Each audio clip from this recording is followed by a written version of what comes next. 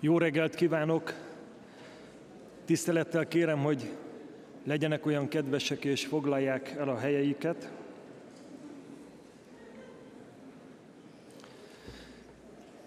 Tisztelt vendégeink, kedves kollégák! Magyar szívem melegével köszöntöm kedves minnyájukat Budapesten, a COSAC elnöki találkozón. Az Európai Unió Tanácsa magyar elnökségének, parlamenti együttműködésének nyitó eseményén. Köszönöm, hogy elfogadták szeretetteljes meghívásunkat. Én Teszeli Zoltán vagyok, a Magyar Országgyűlés Európai Ügyek Bizottságának az elnöke. 13 év után ismét üdvözölhetjük a COSAC tagjait az Országház felsőházi termében, amely napjainkban konferenciák színhelye. Tájékoztatom Önöket, hogy a mai találkozón angol és francia nyelvű tolmácsolást biztosítunk, továbbá a kérésnek megfelelően orosz és spanyol tolmácsok is rendelkezésre állnak. A felszólalókat kérem, hogy mindenki majd a saját helyéről beszéljen, a mikrofont használva, és a tolmácsok miatt normál tempóban. Nem szükséges gombot nyomni, mert a mikrofonok a felszólalási sorrendnek megfelelően automatikusan működnek. Az egyes felszólalásokra 90 másodperc áll rendelkezésre. Az ülésterembe a házszabály szerint ételt, italt behozni nem szabad. A folyosókon állandóan van víz és kávé. Történelmi falak között vagyunk, így a technika nem tükrözi a kor minden elvárását, így elektromos készülékeik töltése is csak a terem bejáratánál lehetséges. Engedjék meg, hogy üdvözöljem a mai találkozón felkért előadóinkat. Jakab István urat, az Országgyűlés alelnökét.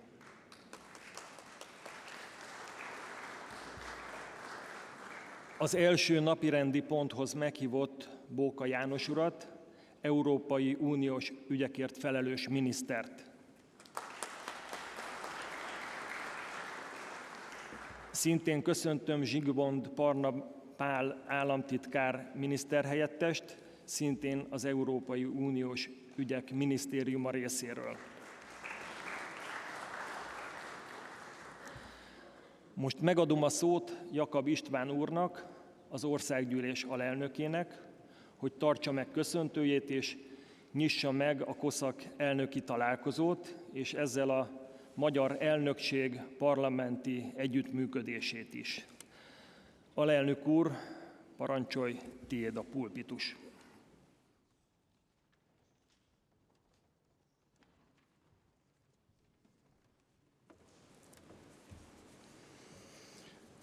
Tisztelt elnök úr, tisztelt miniszter úr, tisztelt hölgyeim és uraim, kedves kollégák! Köszöntöm Önöket az Európai Unió Tanácsa 2024 második félévi magyar elnökségéhez kapcsolódó parlamenti együttműködés keretében megvalósuló első konferenciánkon, a COSAC elnökeinek tanácskozásán. Köszönöm, hogy elfogadták meghívásunkat. Az Országgyűlés alelnökeként nekem jutott az a megtiszteltetés, hogy a tanácskozás megnyitóját megtarthassam, és Kövér László, a Magyar Országgyűlés elnöke nevében üdvözölhessem Önöket az Országházban. Néhányan Önök közül lehet, hogy már 2011-ben is jártak itt, amikor Magyarország első alkalommal látta el az elnökségi feladatokat. És az Országgyűlés 2011. februárjában megszervezte a COSAC elnöki tanácskozást. Az Országgyűlés már akkor is kiemelt figyelmet fordított a parlamentközi együttműködés megerősítésére, és most is középpontba helyezi azt, amelynek meghatározó színterei az EU elnökségi parlamenti események. Ezek közül is kiemelkedik a legnagyobb múltra visszatekintő uniós alapító szerződésekben is elismert és nevesített állandó parlamentközi konferencia, a COSAC jelentősége. Az országgyűlés célja összességében továbbra is az, hogy a népszuverenitás letéteményeseiként a nemzeti parlamentek nagyobb szerepet kapjanak az uniós politikák befolyásolásában. Továbbá előmozdítsuk a szubszidiaritás elvének érvényesülését és tiszteletben tartását az Európai Unióban. Mindezek elérésében a COSAC meghatározó szerepet tölt be. Engedjék meg, hogy röviden tájékoztassam Önöket a magyar elnökséghez kapcsolódóan megvalósuló parlamentközi eseményeinkről. 2024-ben összesen 6 parlamentközi eseményt szervezünk, 5-nek az Országház ad otthont, egy pedig Brüsszelben fog lezajlani. A budapesti eseményeink közül kiemelkedő a COSAC 72. plenáris találkozója, amelyet október 27 és 29 között rendezünk meg az Országházban. A második félévben a tanácsot elnöklő ország nemzeti parlamentjeként a Magyar Országgyűlés egy éven keresztül látja el az EU parlamenti elnökeinek együttműködését támogató úgynevezett koordinációs elnökségi teendőket. Ennek keretében így 2025 májusában megszervezzük az Európai Unió parlamenti elnökeinek konferenciáját is. Eseményeink időpontjáról már tájékoztattuk parlamentjeinket, illetve friss információk az Országgyűlés EU elnökségi honlapján is megtekinthetők, ahol a konferenciák élőben is követhetők. Tisztelt képviselőtársaim!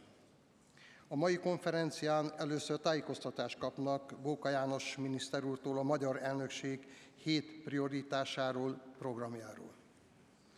Ezt követően Magyarország és az egész Európai Unió számára kiemelt jelentőséggel bíró nyugat-balkáni és keleti bővítés aktuális kérdéseiről folytathatnak eszmecserét Várhelyi Olivér biztos úrral és Sztáray Péter államtitkár úrral. Az idei évnek különös jelentősége van, hiszen 20. évfordulóját ünnepeljük Magyarország és további 9 ország uniós csatlakozásának. Bízom abban, hogy a magyar elnökség alatt sikerül lendületet adni a bővítési folyamatnak, és újabb tagokkal bővülhet az Európai Unió az elkövetkező időszakban. Kedves kollégák, jómagam agrárszakember vagyok, ezért engedjék meg, hogy a magyar elnökségi prioritások közül a gazdaközpontú uniós agrárpolitika prioritással kapcsolatban megosszak Önökkel néhány gondolatot. Az európai mezőgazdaság talán soha nem nézett szembe még ennyi kihívással, mint napjainkban. A klímaváltozás okozta rendkívüli időjárási körülmények, a megemelkedett input költségek, a harmadik országokból érkező import és a termelési szabályozások túl ambiciózus szigorítása jelentősen lerontotta az ágazat versenyképességét, ezen tényezők összeadódva pedig már az európai gazdálkodók létbiztonságát is veszélyeztetik. A mezőgazdaságra nem a klímaváltozás okozójaként, hanem a megoldás részeként kell tekinteni. E vonatkozásban a hazai és európai gazdatársadalom már eddig is nagyon sokat tett. A gyorsan változó körülmények közepette felértékelődött az alkalmazkodás, ez viszont korszerű eszközök nélkül lehetetlen. Álláspontom szerint a gazdákat érdekeltté kell tenni a fenntartható termelési gyakorlatok alkalmazásában, gazdaközpontúvá kell tenni az uniós agrárpolitikát. Gazdálkodóink az élelmiszerbiztonság garantálásával alapvető közjavakat biztosítanak valamennyi uniós polgárnak. Ezért az EU stratégiai autonómiájának része kell, hogy legyen az élelmiszer szuverenitás és az élelmiszerbiztonság garantálása. Az uniós agrárpolitika 2027 utáni szabályainak kialakításához egy versenyképes, válságálló, fenntartható, gazdabarát és tudás alapú európai mezőgazdaságra van szükség. Az európai zöld megállapodás stratégiai célkitűzései, az agrárpiacok stabilizálása és a mezőgazdasági népesség megfelelő életszínvonalának biztosítása vonatkozásában egyensúlyt kell teremteni. Mindez megjelenik a magyar EU elnökség célkitűzései között. Az egyik legnagyobb problémának tartom az agrártámogatási rendszerhez kapcsolódó rendkívül adminisztrációs terheket. Nem véletlen, hogy a gazdatüntetések követelései között is szerepel a bürokrácia csökkentése. Gazdabarát, uniós szabályozási környezet kialakítása alapvető fontosságú.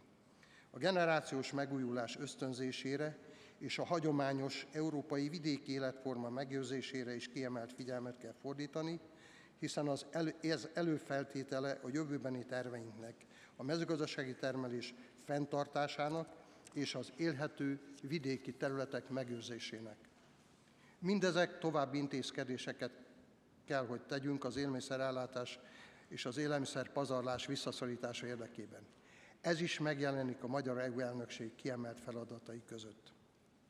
Kiemelt jelentőségű, hogy az EU képes legyen egészséges élelmiszer ellátni a lakosságot, meg tudja őrizni a világélelmezésben betöltött szerepét is. Továbbra is ki kell állnunk a GMO-mentesség mellett, és küzdenünk kell a kiegyensúlyozott és tisztességes piaci verseny visszaállításáért az európai szintéren.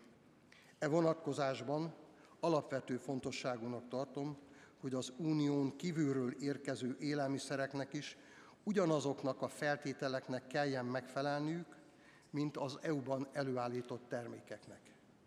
A magyar és az európai gazdák versenyképességét csak így tudjuk megvédeni, és ebből nem engedhetünk. A magyar elnökség a következő fél évben azon fog dolgozni, hogy a tanács politikai irányt mutasson az újonnan felálló Európai Bizottságnak az uniós agrárpolitika 2027 utáni szabályának kialakításához. Egy versenyképes, válságálló, gazdabarát európai mezőgazdaság megteremtése érdekében. Bízom abban, hogy a gazdaközpontú uniós agrárpolitika megteremtésében és a további elnökségi prioritások megvalósításában is számíthatunk az önök parlamentjeinek támogatására. Tartalmas eszmecserét kívánok. Isten hozta önöket Budapesten. Köszönöm megtisztelő figyelmüket.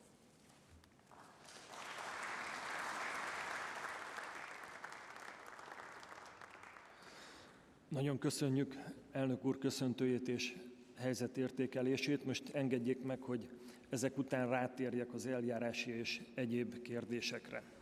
Első teendőnk a mai találkozó napirendjének elfogadása.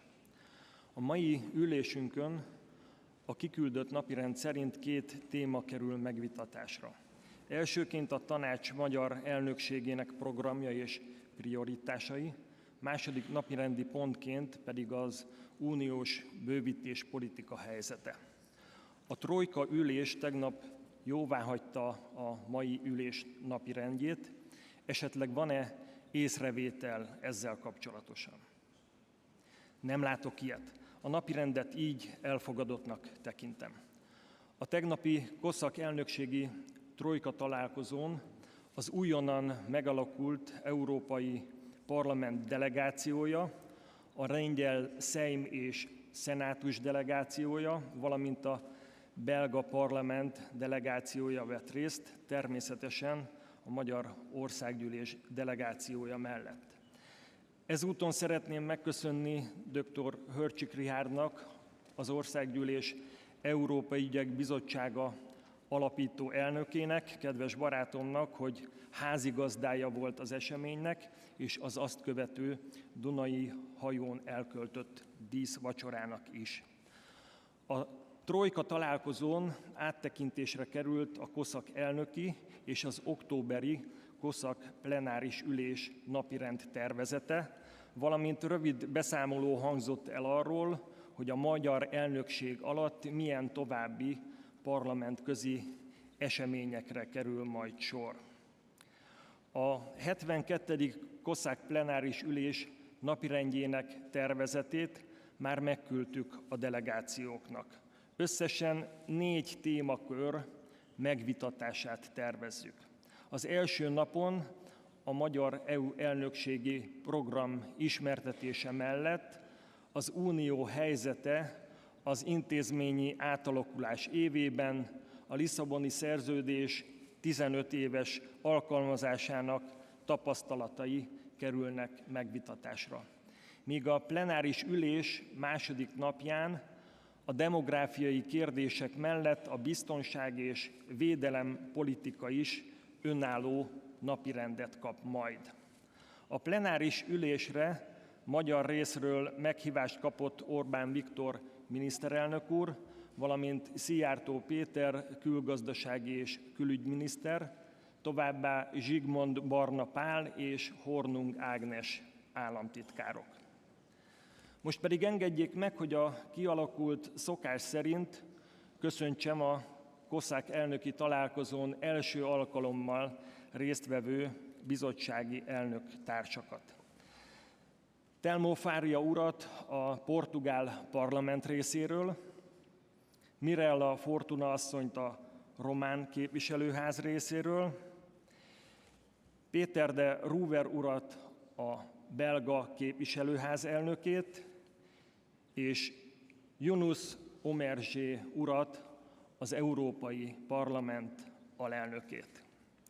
Tájékoztatom továbbá a COSAC tagjait, hogy az elnökséghez összesen 4 megkeresés érkezett egyéb résztvevőként való részvételre, Svájc, Norvégia, az Egyesült Királyság és Koszovó parlamentjeitől.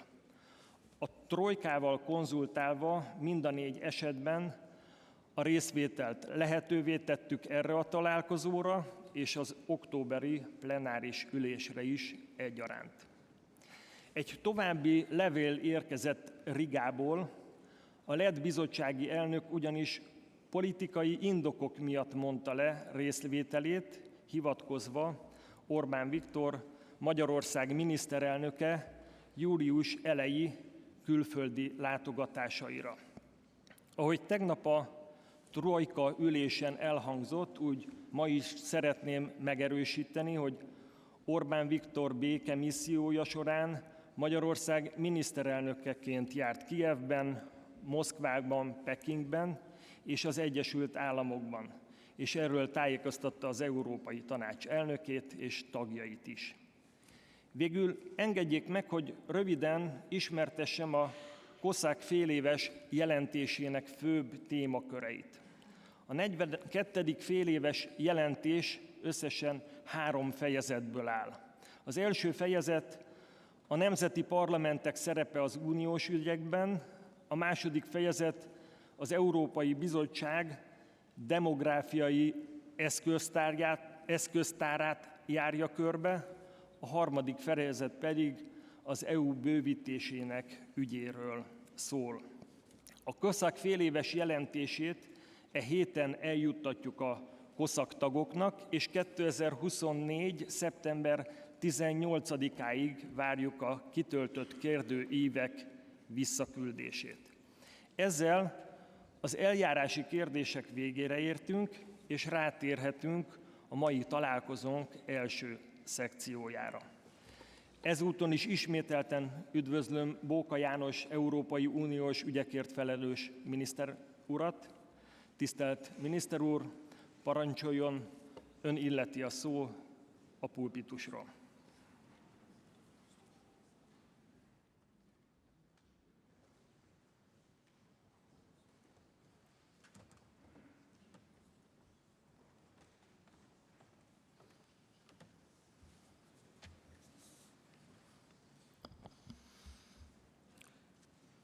Dear Chair, dear members, dear colleagues, ladies and gentlemen, on the 1st of July, Hungary began its 6 months rotating presidency of the Council of the European Union, which will run until December 2024. It is the second time after 2011 that we take on this responsibility. It wasn't easy in 2011. In the aftermath of the financial and economic crisis, managing the impact of the Arab Spring and coping with the Fukushima disaster. But today, it is even more difficult. There is an open war in our immediate neighborhood, following Russia's attack on Ukraine, that brings back the darkest memories of the 20th century. The war is a stark reminder that Europe is far from being able to provide for its own security, and its defense industry is not able to provide for the European armed forces. The economic crisis that followed the COVID-19 pandemic is still far from being over, and Europe's economic competitiveness is still declining. The challenges posed by illegal migration are also mounting, with arrivals now again close to the level we witnessed in 2015. The European agriculture lost perspective and competitiveness in some areas and fails to provide many European farmers with a decent living. We are also, after the European Parliament elections, in the middle of the institutional transition and at the start of the new institutional cycle. This brings the responsibility for the presidency to facilitate a smooth institutional transition. But it also brings the responsibility to start strategic policy discussions about the direction the new institutional cycle should take based upon the strategic agenda adopted in June this year. For me, the message of the European Parliament elections is the call for change. The debate is open how far-reaching these changes should be, and in some cases the direction of change is also disputed. But it is clear that Europeans expect better from the European Union. Besides the administrative responsibilities of the presidency, we also have a political responsibility towards the Europeans and the European Union. And this responsibility lies in listening to the call of the European citizens and channeling their voices in the decision-making process. Of course, as presidency, we are not making the decisions. But if we pretend that European politics can go on like business as usual, we are failing our citizens and we are betraying their hopes and expectations. What are the changes our presidency will work to facilitate? First, we need a new European competitiveness deal. In the current international context of multiple challenges, where Europe is lagging behind its global competitors, it is vital to improve the productivity and the competitiveness of the Union and its member states and to stimulate growth. It is in our common interest to address the effects of the difficult economic circumstances of the recent years, such as high inflation, increased public debt, high energy prices, fragmentation of international supply chains, or lower European productivity and slower growth compared to our competitors.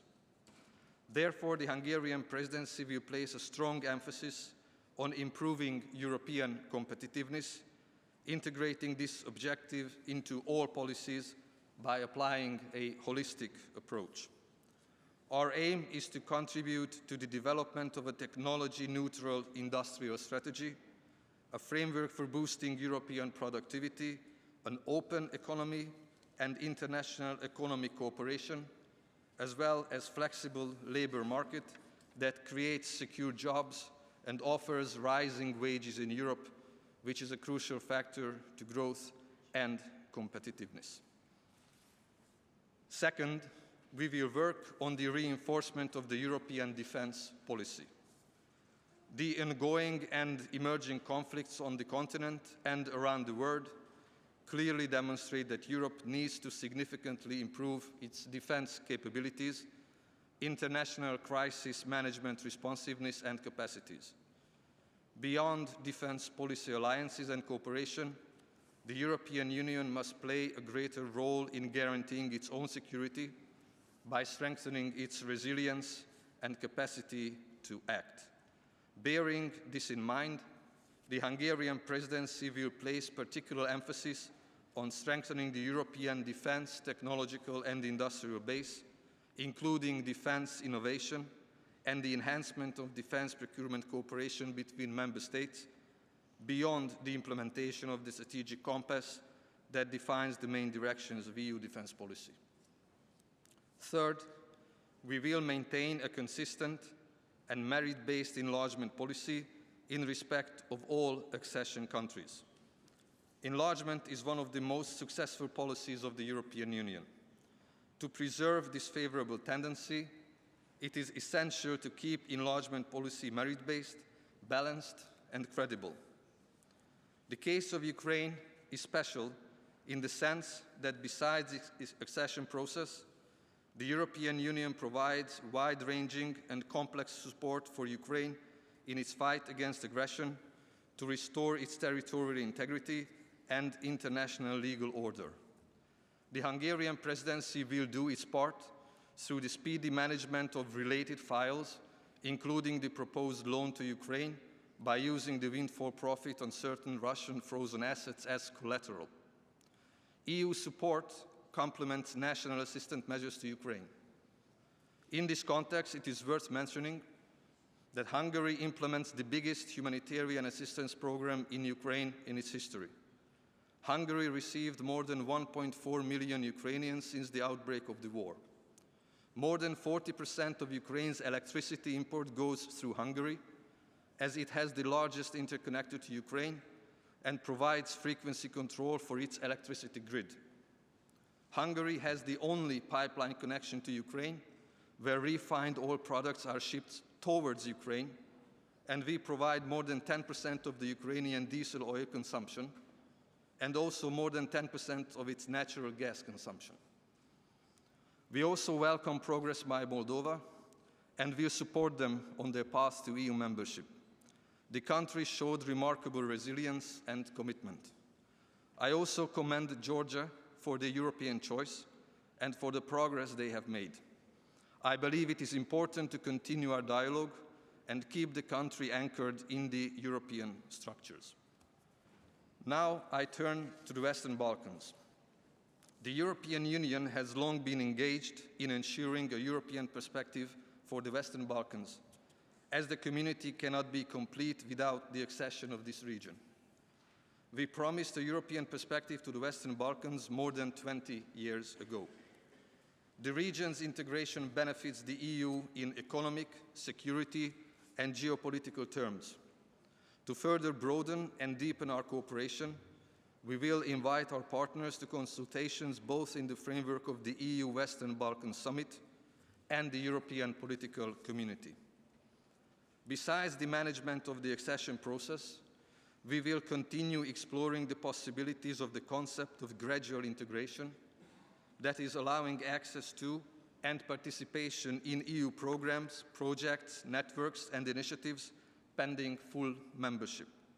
This is, of course, not a substitute for membership, but a tool to promote convergence and build political trust and political ownership needed to accelerate the accession process.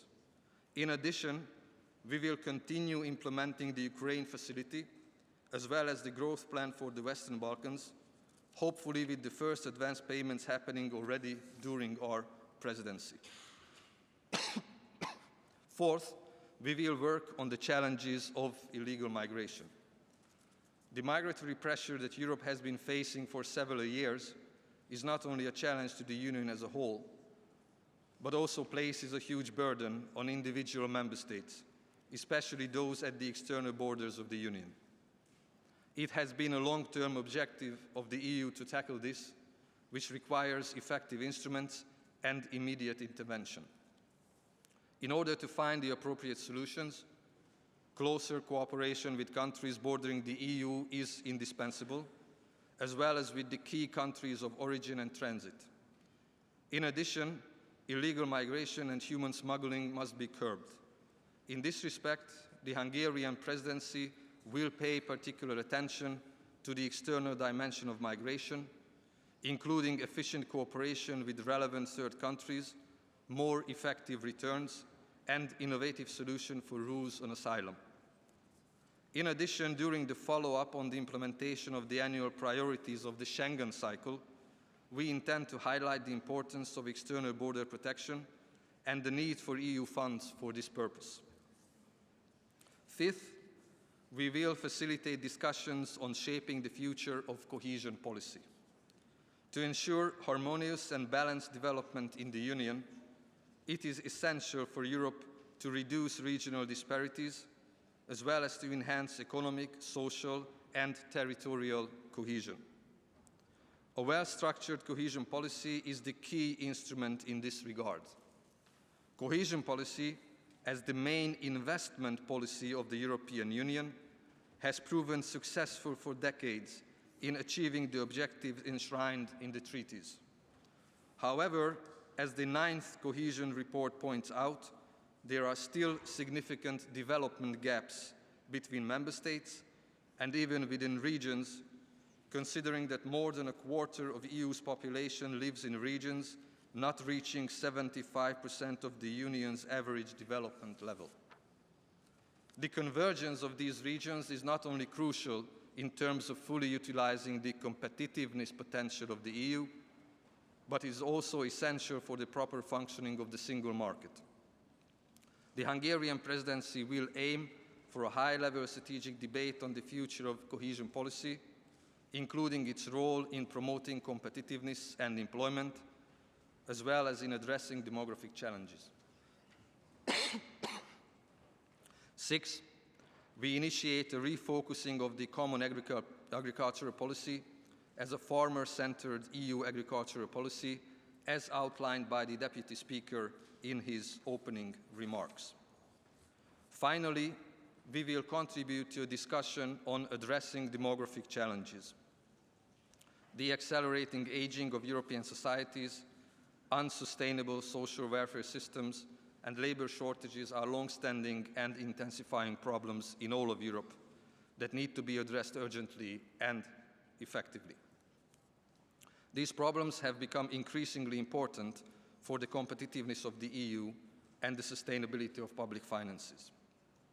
The Hungarian presidency, fully respecting the competencies of member states, wishes to draw attention to these challenges, and the Commission's demographic toolbox, published in October 2023, provides a good basis for that. Besides the core priorities of our presidency, we will be active in all areas where the European Union is called upon to act. The malicious incidents that have recently affected our democracies have highlighted the need to take appropriate steps to protect our citizens and our electoral processes from foreign interference. The Hungarian presidency is ready to take this dialogue forward by fully respecting the competencies and sovereignty of the member states. In light of the disturbing events that took place in Europe recently, it is also appropriate to strengthen the fight against anti-Semitism in all its forms and manifestations. Therefore, the Hungarian presidency will also take up the fight against anti-Semitism, especially by focusing on fostering Jewish life, and will pay special attention to regular exchanges of views on this issue. Beyond justice and home affairs, the Hungarian presidency intends to continue cooperation in the fields of education and culture, involving a wide range of actors. The Hungarian presidency aims to promote the protection of the rights of individuals belonging to national minorities. The presidency will organize discussions on how the European Union can make better use of the available instruments and opportunities within its competencies, for example, in the framework of cooperation with the Council of Europe. The Hungarian presidency will also aim to facilitate the finalization of the Schengen enlargement process, in particular by fostering a consensus in the Council on the lifting of border controls at the internal land borders of Romania and Bulgaria. The Hungarian presidency is to adopt the COP29 Council conclusions that form the basis of the European position at the UN Framework Convention on Climate Change. In representing the coordinated position of the EU and its member states at COP29, the Hungarian presidency will strive to put as much emphasis as possible on encouraging climate action by third countries, as well as to take into account the security aspects of climate change, and to facilitate that the conference delivers a tangible, ambitious and realistic result. Hungary will work as an honest broker in the spirit of sincere cooperation between member states and institutions, for the peace, security, and prosperity of a truly strong Europe. I cannot promise you miracles, that I can promise you that we will work for creating the conditions to take small steps forward. And in the European Union, this is already some kind of a miracle.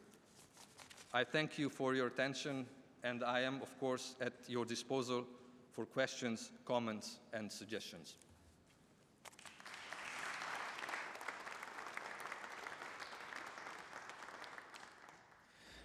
Köszönjük szépen miniszter úr előadását a magyar EU elnökség prioritásairól.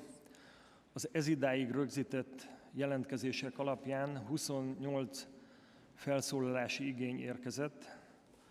A helyszínen is van lehetőség további felszólalási igényt jelezni a lezárásig írásban a regisztrációs asztalnál. A felszólalási időkeret 1,5 perc, 90 másodperc. Kérem ezt figyelembe venni.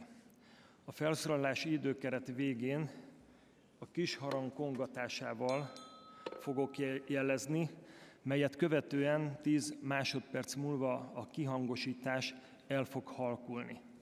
A felszólalóknak az üléshelyükről kell szólnia, felállva és használva a kis gallérra csíptethető mikrofont.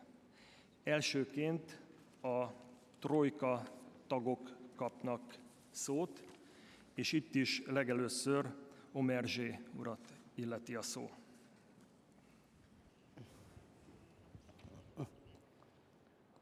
Monsieur le Président, Monsieur le Ministre, mes chers collègues, permettez-moi tout d'abord, au nom du Parlement européen, de vous remercier pour la qualité de votre accueil à Budapest et vous dire que pour le Parlement européen, le dialogue ouvert, franc, libre, avec les parlements nationaux sont d'une importance primordiale parce qu'il est consubstantiel à la vitalité de la démocratie européenne. Votre programme de travail s'inscrit dans la continuité des travaux qui ont été engagés par les présidences précédentes et sans doute celles qui viendront, parce qu'elles sont ancrées sur les défis historiques qui sont devant nous et de la nouvelle géopolitique européenne et mondiale qui est en train de naître sous nos yeux.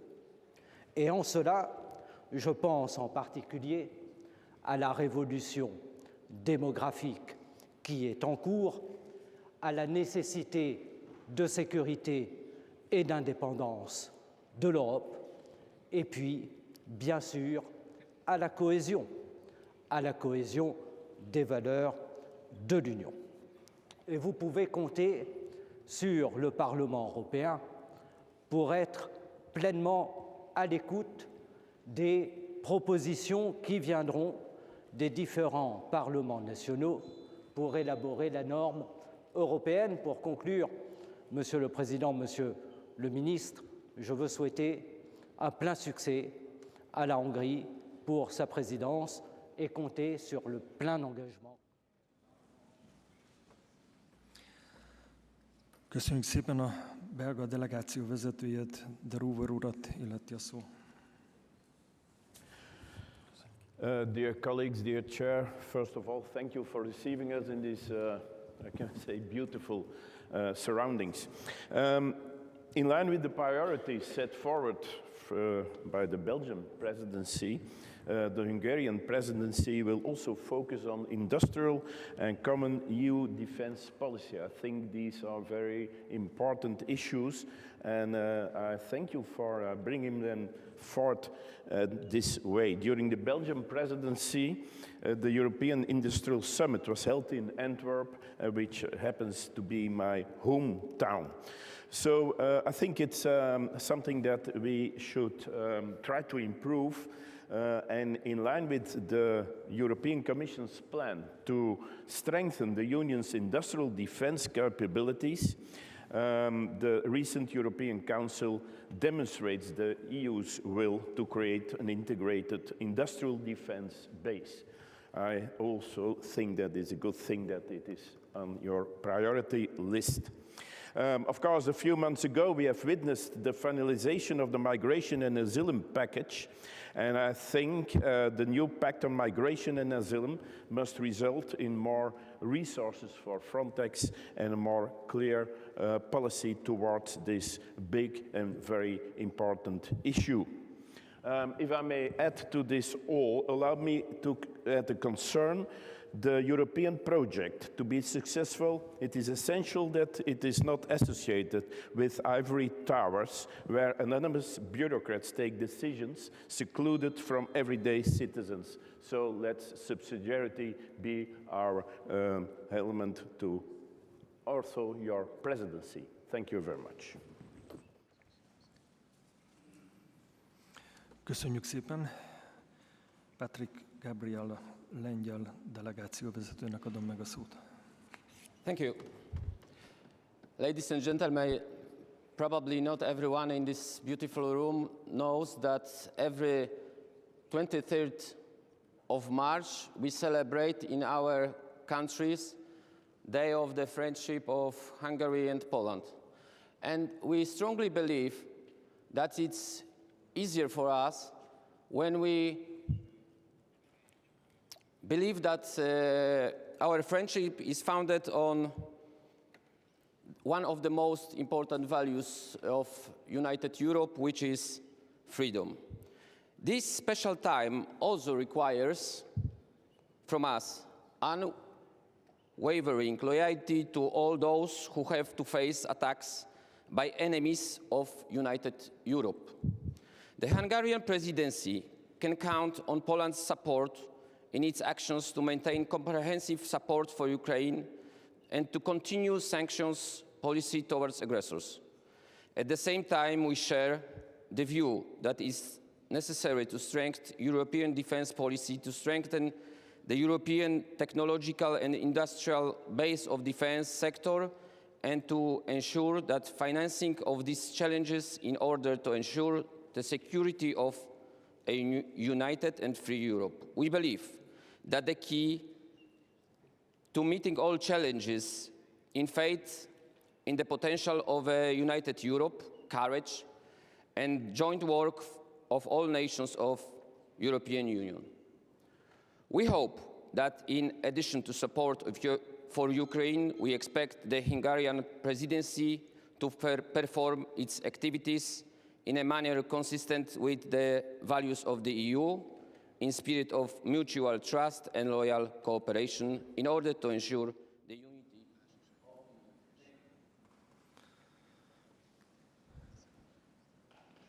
Köszönjük szépen, Juhász Hajnal Káti illeti a szó. Thank you, Mr. President. Dear Minister, the Hungarian presidency is really committed for sincere cooperation with member countries and EU institutions. Having regard to the Court of Justice jurisprudence, this obligation not just on member countries but also EU institutions.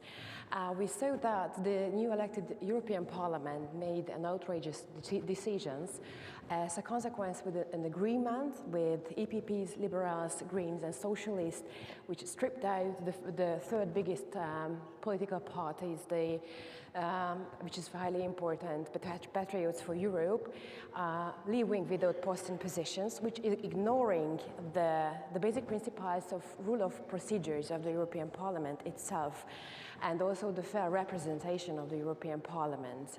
How do you see, considering as your position as a minister, this process can be tackled with a view of the European Parliament itself to respect the rule of law? Thank you very much indeed.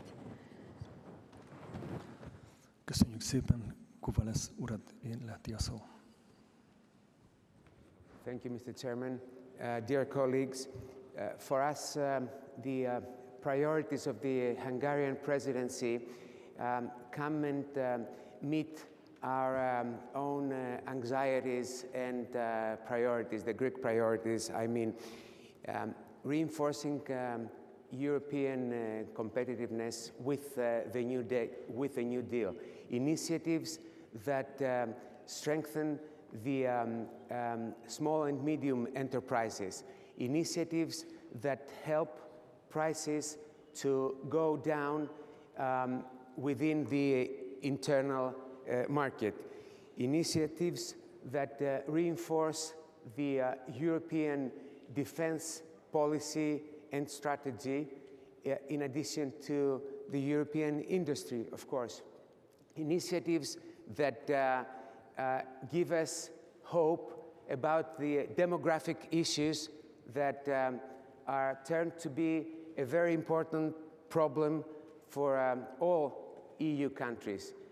Initiatives concerning the enlargement of the EU towards Eastern Europe and the Western Balkans are not only welcome, but are in the Greek focus, and we're going to work all together in order to advance in these fields. Thank you.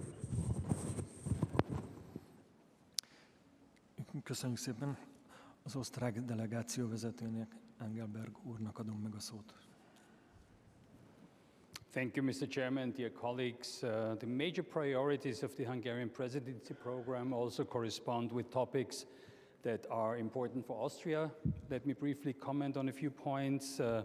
It's important that curbing illegal immigration is high on the agenda. The promotion of competitiveness, as already mentioned in the form of the new European competitiveness deal, is also to be welcomed.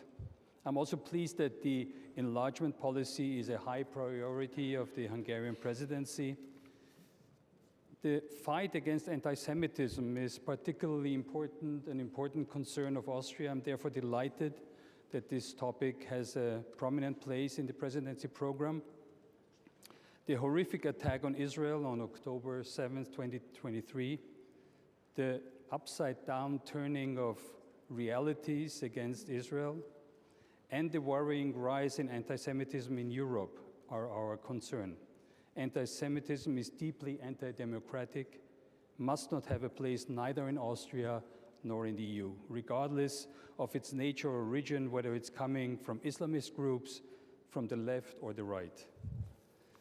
Finally, I would like to address the Russian war of aggression against Ukraine and emphasize how important it is that we continue the support for Ukraine. Failure to do so would mean the end of a free Ukraine, which must not allow to happen. Thank you very much for your attention. Hofreiter úr következik Németországból. Thanks a lot.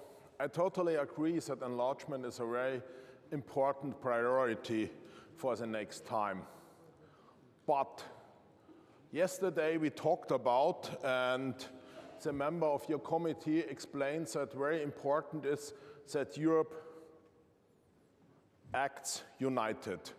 And when we look that Europe acts united, we come to the travel of Mr. Orban. And he traveled to Russia, he traveled to China, which nothing was talked to the European institutions, talked to other important members of the European Union.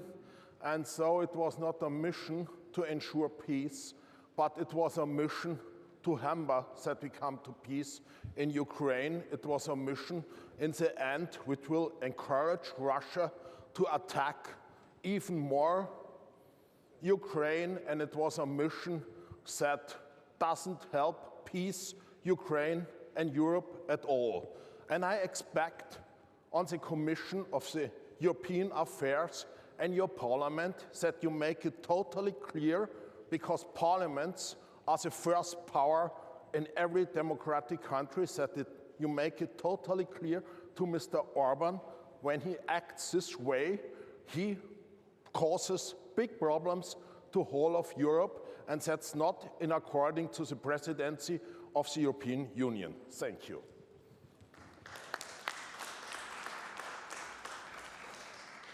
Kadek úr Franciaországból.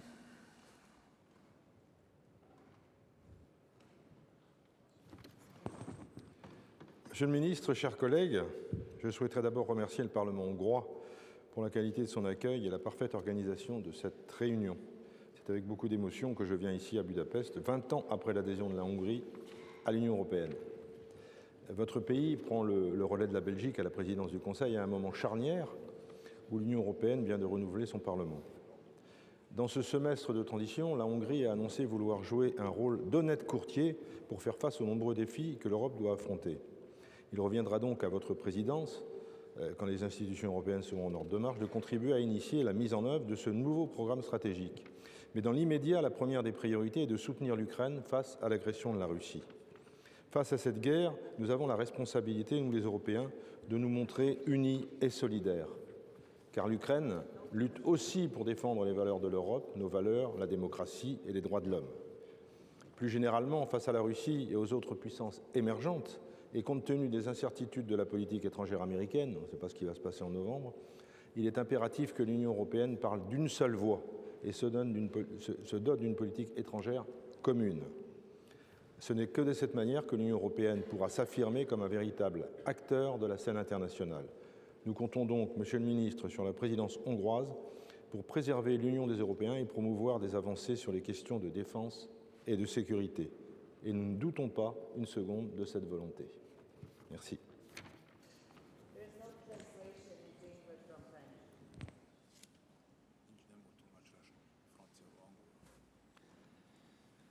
Köszönjük szépen a jelzést, a tolmácsolás problémájával kapcsolatban igyekszünk orvosolni azt.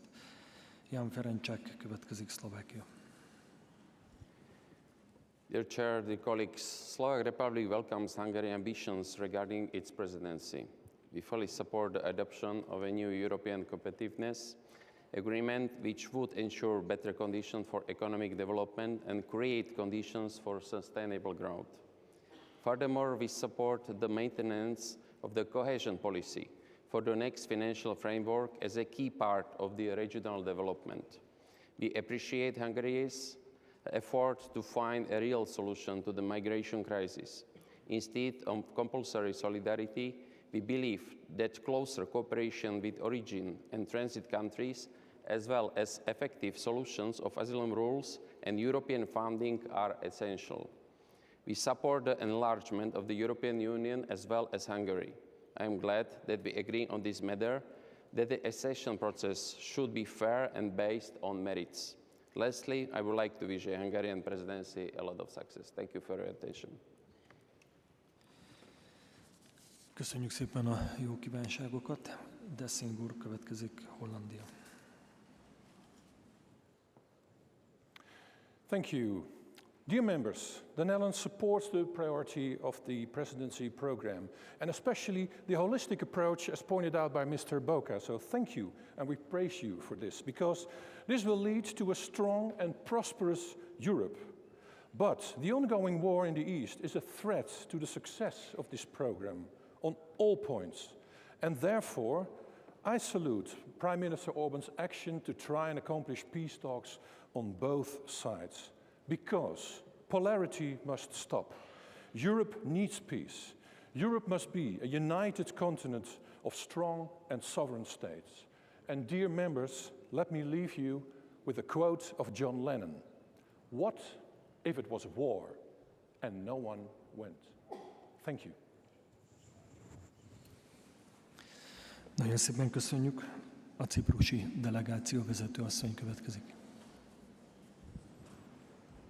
Thank you, Mr. President. Dear colleagues, first of all, let me thank the Hungarian presidency for its warm hospitality, and let me express my best wishes for a very successful presidency. The priorities of the Hungarian presidency are also priorities shared by Cyprus, and quite rightly so, include the ongoing war in Ukraine, but also I think there is another matter that we should address, that would be the crisis in the Middle East. Now, our support for the war in Ukraine must be staunch, unwavering, and steadfast. An invasion of a sovereign country, the use of force to kill and violate, have no place in our set of values, because if we compromise our set of values, we will be compromising the European Union itself. I think that we should also address the crisis in the Middle East. Please let no one for a moment think that the Middle East is far away from Europe. Cyprus only lies a couple of 100 miles away from the Middle East. But let me just remind everyone that the war in Syria in 2011 held the beginning of the greatest refugee crisis the EU has ever since. I'm also very proud that my country, Cyprus, took part in the Amalthea project, which was the largest humanitarian effort to deliver humanitarian aid to Gaza. And for my closing remark, let me just say, Mr. President, that 2024 marks a very solemn memento for the Republic of Cyprus. It's 50 years of Turkish occupation.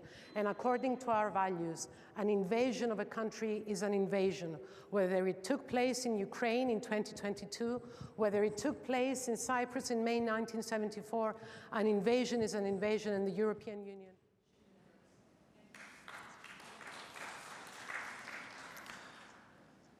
Pon San Pietro úr következik, a spanyol delegáció tagja. So thank you, first of all, Mr. President, and thank you for the hospitality and just 4 bullet points and 1 comment. Now we are starting a new political period, 5 years at the European Parliament, and also you are taking over your presidency. The voters, what did they say in June? First, more deep political integration, mutualization of debt with the next generation EU funds, federalization. This was the first message. More deep integration. Second one, which is the elephant in the room, more united response to the crisis, to Ukraine, to COVID, to vaccines. Unity, which is key. Third point, more green integration and digital integration. It's not against climate change, it's with and for climate change. More social Europe, really, more social Europe. This is what voters want. And the last thing regarding migration, Europe needs more than 50 million migrants if we want to avoid demographic suicide before 2050. So it's important to think how we're going to solve this demographic suicide, not just saying that we need more walls. Thank you very much. Köszönjük szépen. Kadek urat szeretném megkérdezni, hogy kívánna esetleg ismételten elmondani a beszédét, mert franciáról nem volt angolra tolmácsolás.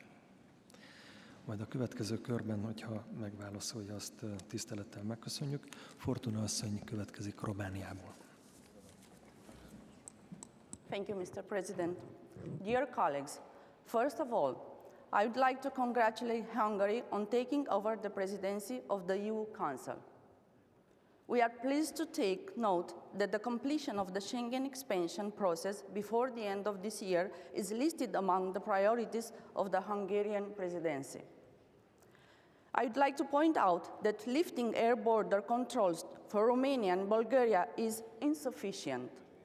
Romania incurs economic losses at least 2% of its GDP because it is not allowed to join the Schengen area, which affects Romanian companies and people.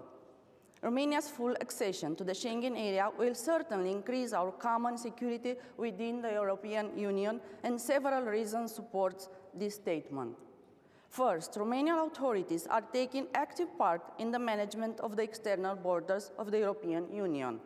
Also, Romanian authorities operate all Schengen standards and maintain an integrated border security system able to ensure a high level of border control, benefiting its own citizens as well as European citizens. Moreover, the way the vast influx of people fleeing the war in Ukraine was handled also proves it. Last year, Romanian authorities have participated in the pilot project in the field of asylum, returns, border management, and international cooperation set up with the European Commission.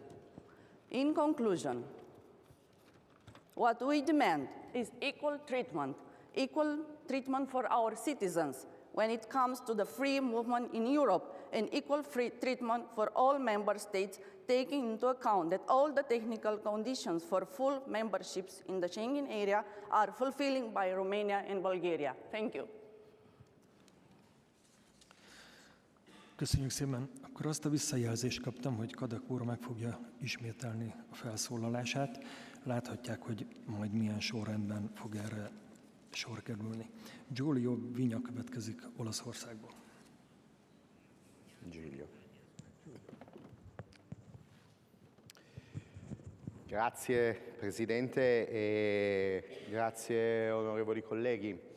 Le priorità dell'Ungheria, Presidente, sono le priorità dell'Italia e abbiamo apprezzato i vostri discorsi introduttivi e vi ringraziamo per l'ospitalità in questa magnifica aula. Come Italia naturalmente accendiamo un ulteriore focus sul tema migratorio e in particolare sulla frontiera sud. Con il nostro governo abbiamo in quest'ultimo anno diminuito notevolmente gli sbarchi, ma il fronte sud ha bisogno della solidarietà e dell'aiuto di tutta Europa. Detto questo, io vorrei riporre l'attenzione sul tema regolamenti direttive. A nostro parere c'è la necessità di tornare a una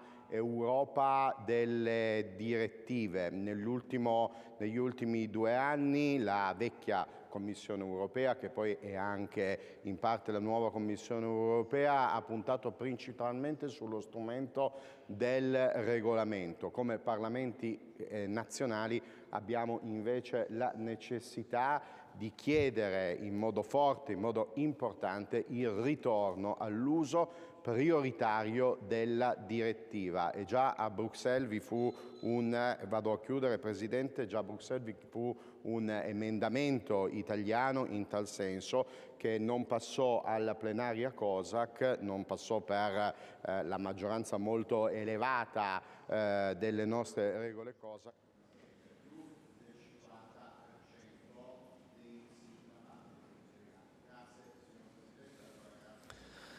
Köszönjük szépen, a finn delegáció vezetőjét illeti a szó.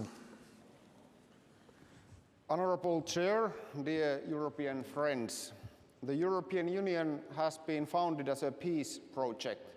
After the collapse of the Soviet Union, we thought that democracy had won. Europe continued to unite, and nothing external was believed to be able to threaten us. But we were wrong. Russian war crimes take place in Ukraine, but the attack is against all of us in the free world.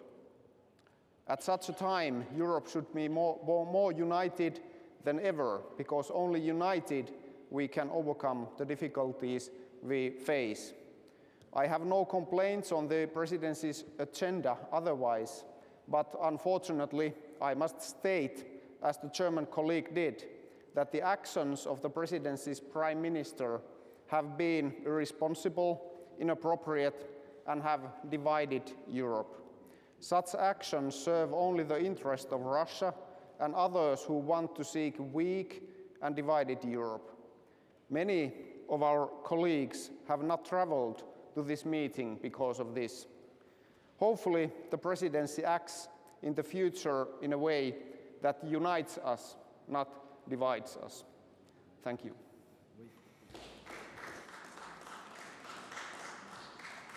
Tercidi Santagata. Jaj, bocsánatot kérek, elnézést, valóban Kadek úr következik, ismételten Franciaországból, parancsoljon. D'accord. Alors on dit souvent, il vaut mieux se répéter que se contredire. Et nous, parfois élus, nous sommes parfois des perroquets, donc je vais redire la même chose. Monsieur le ministre, mes chers collègues, je souhaiterais d'abord remercier le Parlement hongrois pour la qualité de son accueil et la parfaite organisation de cette réunion.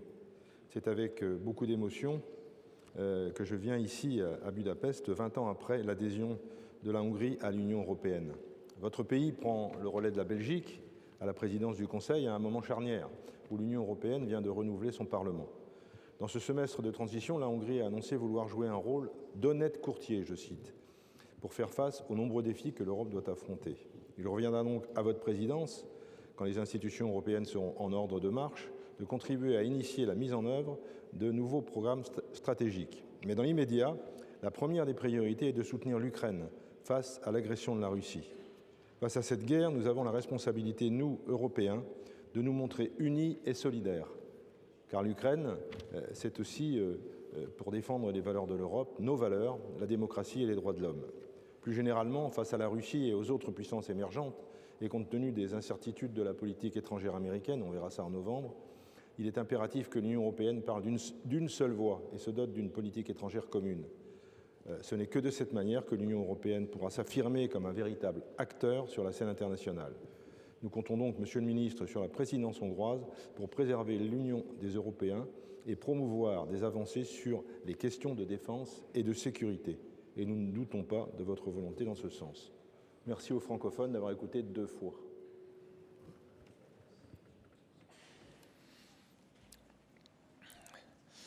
Köszönöm szépen Kadek úrnak, és köszönjük a megértését, és hogy újra elmondta a felszólalását. Következik Tercidi Sant Agata vezetője az olasz delegációnak, parancsolja. Thank you very much, Mr. President. Thank you, colleagues. I believe that we have already a common ground here, which has been reinforced by the previous intervention and your interventions, Mr. President, Mr. Minister. That is the need, the appeal to cohesion and unity.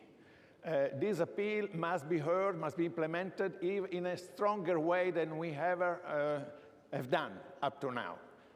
Because there are 2 wars, one on the European territory, the other in the Middle East, very close to us, and not, even if it were not very close, it's a terrible war. In these 2 challenges that us Europeans we are facing, there is a need to distinguish the victim from the aggressor and to give every possible help to the victim to defend itself with respect of humanitarian laws, but also with the full knowledge of the international law is for the victim, and we must be there. I would like also to commend the main objectives stated by the Hungarian presidency as far as concerned enlargement and migrations especially. And on migration, I would like to pinpoint the importance of the initiative that the Italian government has launched with the Mattei plan, which is a plan devoted to Africa. It is important that finally the European Union is serious and coherent in looking south also, looking at the Mediterranean, to look into the southern regions and to understand that migration is a question of partnership among equals and partnership for training, formation, and common projects in Africa. Thank you very much. Conde López úr következik. Muchas gracias a la presidencia húngara y a todos los miembros de la Troika, en este caso también los representantes tanto de Bélgica como de Polonia. Desde la delegación española estamos de acuerdo con las prioridades que se están marcando por parte de la presidencia húngara. Nos parece especialmente relevante el vínculo, y eso se lo quería trasladar al ministro de Asuntos Europeos, entre la competitividad y el Pacto Verde, y por lo tanto cómo el Pacto Verde puede dar esas respuestas necesarias en términos de competitividad industrial y también en las necesidades que tiene, en este caso, nuestra agricultura. Y con respecto a la política de defensa tenemos que seguir avanzando, y en ese sentido creo que desde la COSAC nos tenemos que mantener firmes en la dimensión parlamentaria y en el caso particular de la situación de Ucrania. La agresión rusa contra Ucrania debe acabar y todos los esfuerzos que podamos hacer en esa dirección serán siempre necesarios en el marco de la Unión Europea. Finalizo con la migración y la importancia del seguimiento de la aplicación del Pacto de Migración y Asilo y, por lo tanto, la colaboración con los diferentes países afectados y, finalmente, también la importancia de salvaguardar el Estado de Derecho dentro de la Unión Europea y, en ese sentido, avanzar también para garantizar las bases de las democracias liberales en toda Europa. Muchas gracias. Robra úr következik Németországból. As a member of the German Bundesrat from the East German land, Saxony-Anhalt, my point still is the future of cohesion policy. We shall not forget cohesion policy is not nice to have. It is the EU's most visible instrument at the regional and local level. It's crucial that decisions of use of funds are made at regional level, thus reflecting territorial diversity in the EU and fostering subsidiarity in practice. The Bundesrat calls for cohesion policy to be continued in all regions. More developed regions and transition regions face major transformation challenges too. Steps must be taken to ensure regions do not fall behind, giving rise to new regional disparities, particularly as a result of major transformation challenges. I want to emphasize that the investment and funding needs will continue to grow and that funding therefore needs to be increased for all funds in order to achieve the long-term objectives of cohesion policies after 2027. The extensive administration burden need to be eased in cohesion policy in future.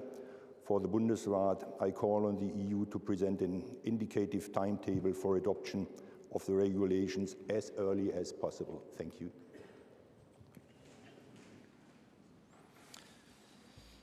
Edward Zenit, Luis illeti a szó. Mr. Chairman, thank you, and thank you for hosting us in this magnificent building. 4 concise points. One mentioned by the Honourable Minister, a new competitiveness deal for the European Union. We need to revisit our competitive policies to remain a global player, but above all, to make European Union more closer to our citizens, more closer to our micro-enterprises and SMEs. Second point, migration. As my Italian honourable colleague said, we need to give importance to the Mediterranean, to the southern dimension, as well as to other areas such as the eastern dimension, but we need to understand that migration is a common problem, a common challenge for all EU member states. Third point, Ukraine. Ukraine, we need more to speak, as my Spanish colleague said, with one voice, with a united voice, and to ensure with other international partners continuity and sustainability and credibility of our assistance. On the same line as my Cypriot colleague said, we need to give importance as well to what is happening in Israel and the Israel-Palestine conflict, and we need to push, Malta was one of the pioneers, we need to push a two-state solution. To conclude, we just celebrated 20 years of Hungary-Malta European accession, so we are totally in favor with a merit-based approach. Thank you very much for this opportunity. Honing úr következik Írországból. Chair, colleagues, Ireland wishes the Hungarian presidency well. It is a critical time both for Europe and the world. The growth and expansion of the European Union is strongly supported by Ireland. We know the value both economically and culturally of EU membership. And frankly, it's not acceptable to tell nations that they are of the European family and yet take decades to fully embrace them as members of that family. European competitiveness is also critical. As global trade becomes squeezed by growing nationalism, better competitiveness within all our European economies is vital. Finally, the crisis in Gaza is an affront to humanity and an ongoing humanitarian disaster. The Irish Parliament feels passionately that that too must be a priority for all European nations. Thank you, Chair. Köszönöm szépen. Klimpus Cicadze asszony következik Ukrajnából. Thank you, Chair. Honorable colleagues, we are grateful to be invited here for the presidency parliamentary event, for the COSAC event, and we are grateful for the warm welcome. We also appreciate that Hungary finds it important to strengthen European defense, but let me remind you that European defense cannot be strengthened if Ukraine will not be backed to stop Russia and Putin in Ukraine at this point, and Russia should be kicked out from a sovereign state. So being appreciative of all the support that was given by the EU countries, including by the humanitarian support of Hungary, let me reiterate that peace that we are, as a nation, are longing very much for should be just and sustainable and should be lasting. And therefore, any initiatives for peace should be based on several principles. One is being nothing about Ukraine without Ukraine, and that is something that the Hungarian presidency so far has violated. And proposals on the peace, unfortunately, also have to be based exclusively on UN Charter and international law. Otherwise, it will be about capitulation, and otherwise, it will be about the inevitability of another attack of the Russian Federation that will not only cover Ukraine, but will cover Europe as well. So we hope the Hungarian presidency will consider to restrain itself from any further actions which are undermining the unity of the efforts of Ukraine, the EU, and other international partners to promote the implementation of the peace formula. And we also count on the Hungarian presidency to return to a constructive position to unlock support under the European Peace Facility for Ukraine for the benefit of the defense and security of Europe. Thank you.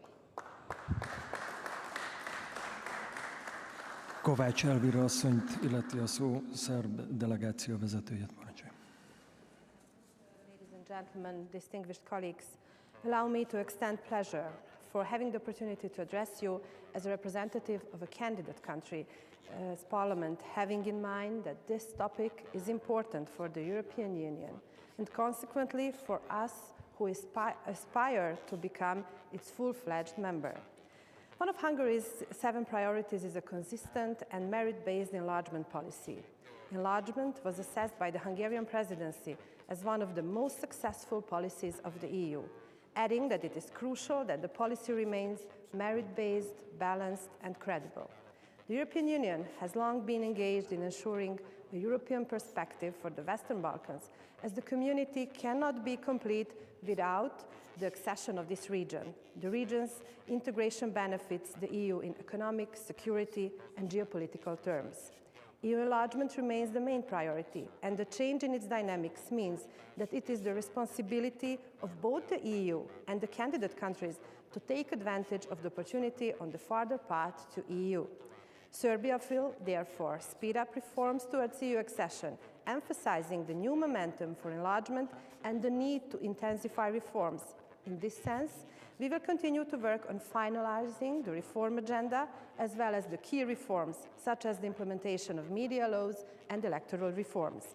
Serbia's accession to the European Union implies not only meeting the criteria of the negotiation clusters and aligning with Union legislation, but above all, aims to improve the living conditions of all our citizens, which is the priority of the overall leadership of the Republic of Serbia.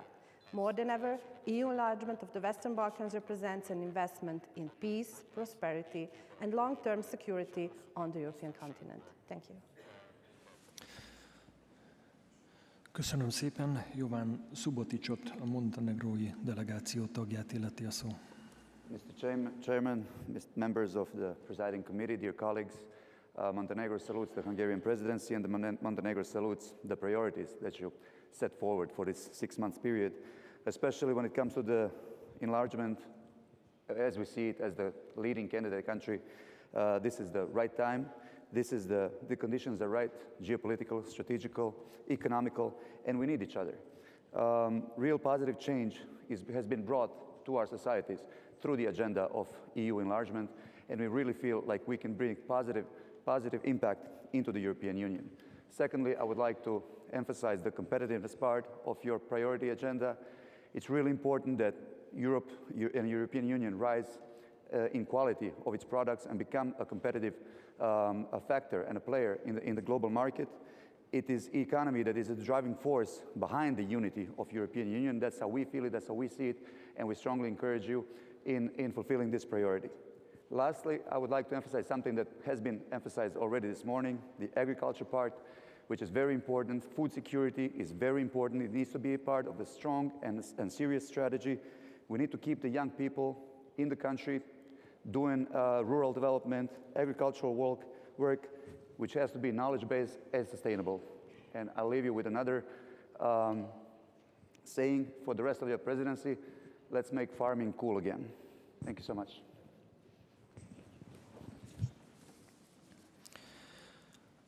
Csolak úr következik Albániából. Thank you, Mr. Chairman. And dear friends, let me join you by wishing the Hungarian presidency the best of success. I'll say a few words, not from... What? Excuse me.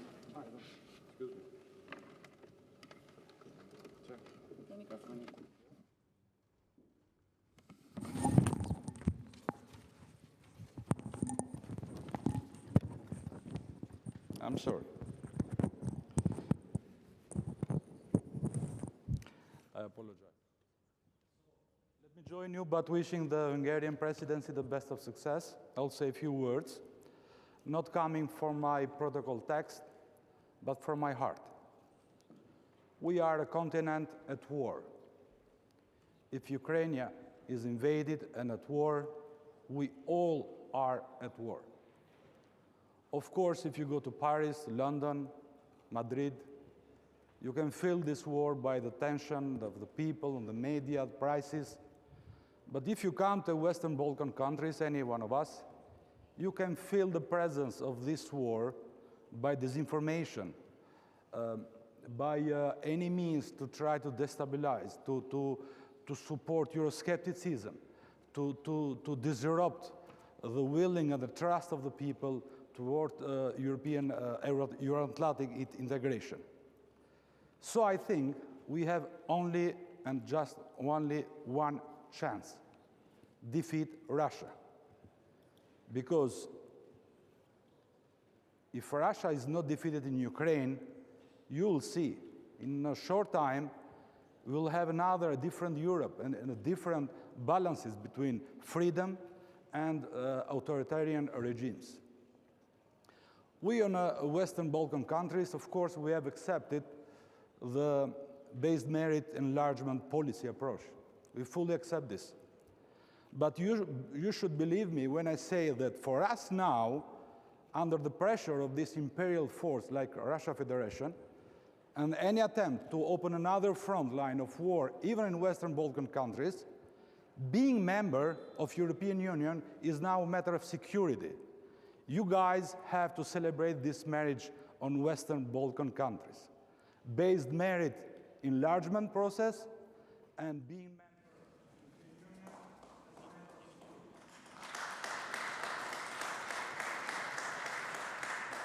A török delegáció vezetőjének, Tajatürk úrnak adnám meg a szót. Mr. Chair, dear colleagues, we congratulate Hungary on taking over the presidency of Council of Europe.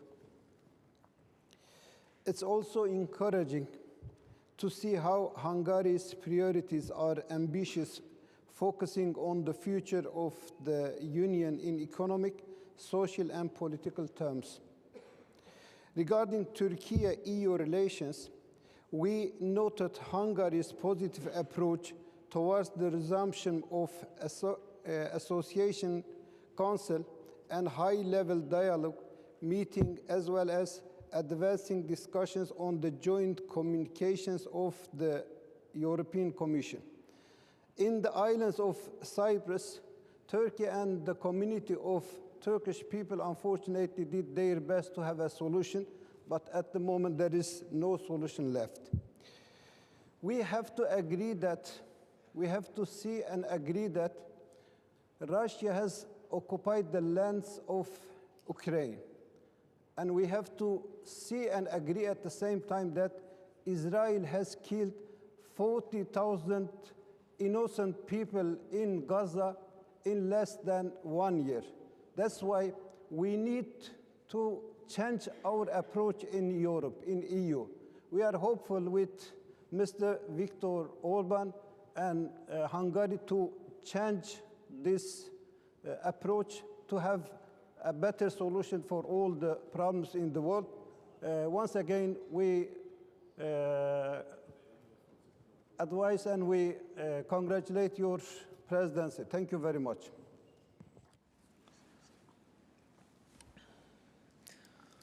Az Észak-Macedón delegáció tagja, Levkov úr következik. Thank you. First of all, congratulations on your second Hungarian presidency of the Council of the European Union. And thank you for the exceptional welcome. In this occasion, I would like to praise the commitment of the Hungarian presidency to the enlargement policy and the future of the Western Balkans within it. With such enlargement, EU will strengthen protection of external borders and start solving the causes of migration within the continent. For example, we can stop this process of immigration if we, as a country, offer European principles at home. Reforms at home are a top priority for us, but we will achieve these far more easily through the process of negotiation, harmonization, and then through full-fledged membership. Another benefit of EU integration process based on Copenhagen criteria is that in that way we will have national committees that will act as a legal diplomacy for EU common values. European Union needs to gain new energy, and sometimes new energy is gained through gaining new members. Thank you.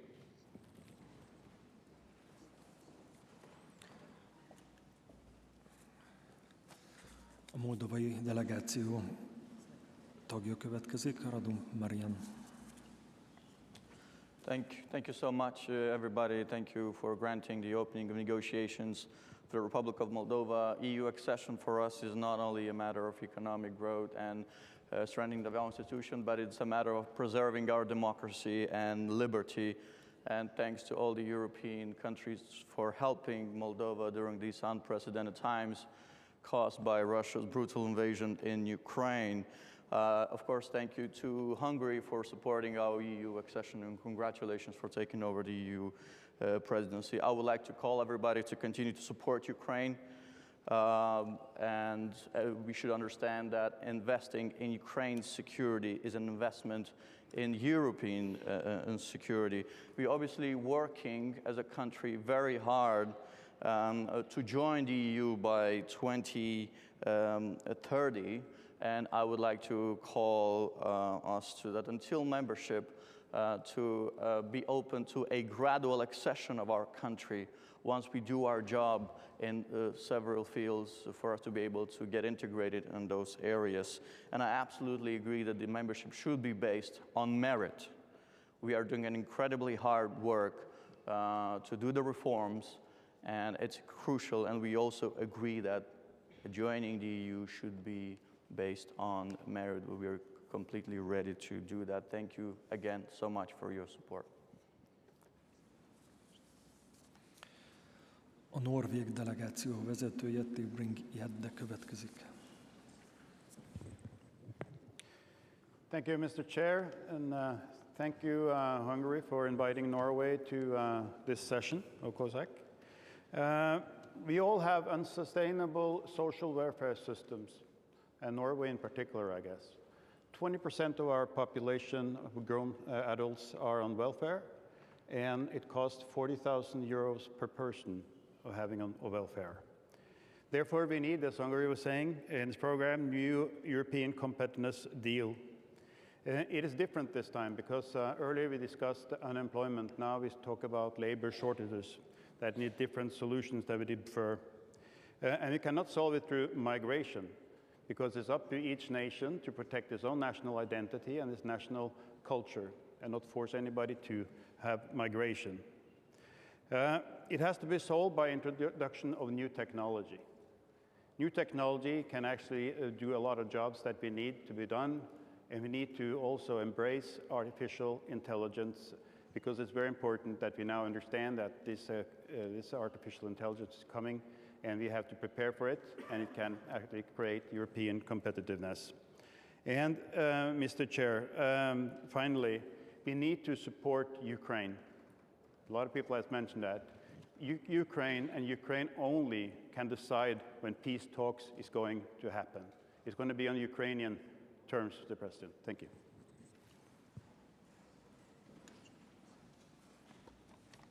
Karajan urat illeti a szó, aki a török delegáció tagja. Thank you, Mr. Chair. The Hungarian presidency has determined to the motto as "Make Europe Great Again." So how will the European Union achieve this goal? Is the EU sufficiently large power in economic, social, political, and military terms? It is true that the EU is among the most important powers in the world in economic, social, and political terms. However, it is also a fact that Europe is losing power with its aging population and strengthening economy. Moreover, the recent crisis experienced in Europe clearly showed the EU would be weak in protecting itself militarily without a NATO umbrella. So now I ask you, my dear colleagues, what would be the contribution of Turkey's EU membership to the European Union? With its young and educated population of 85 million, its constantly growing economy, its diplomatic capacity reaching every region of the world, its second largest army in NATO, and its developing defense industry, can Turkey make Europe great again? Actually, are you aware of what an opportunity you have missed and are still missing? Just think about the answers of these strategic questions and the treat Turkey according to the answers you will give yourself. And don't forget the genocide in Gaza committed by Israel, Islamophobia and xenophobia while thinking the answers of these questions. Thank you. Köszönöm szépen. Ezennel a kérdések végére értünk. Szeretném jelezni, hogy Hofreiter úr ismételten szót kért, amelyet a következő szekcióban fogunk tudni megadni, hiszen a következő szekció előadóinak a megérkezése is jelzi felénk, hogy kis késésben vagyunk. Megkérem miniszter urat, válaszoljon a feltett kérdésekre a pulpitusról, parancsoljon, önt illeti a szó.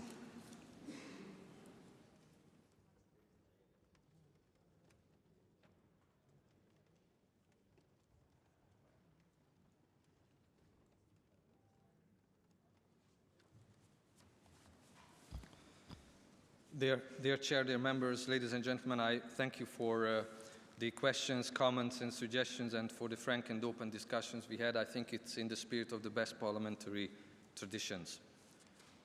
I would like to start by the core priority of our presidency, which is competitiveness.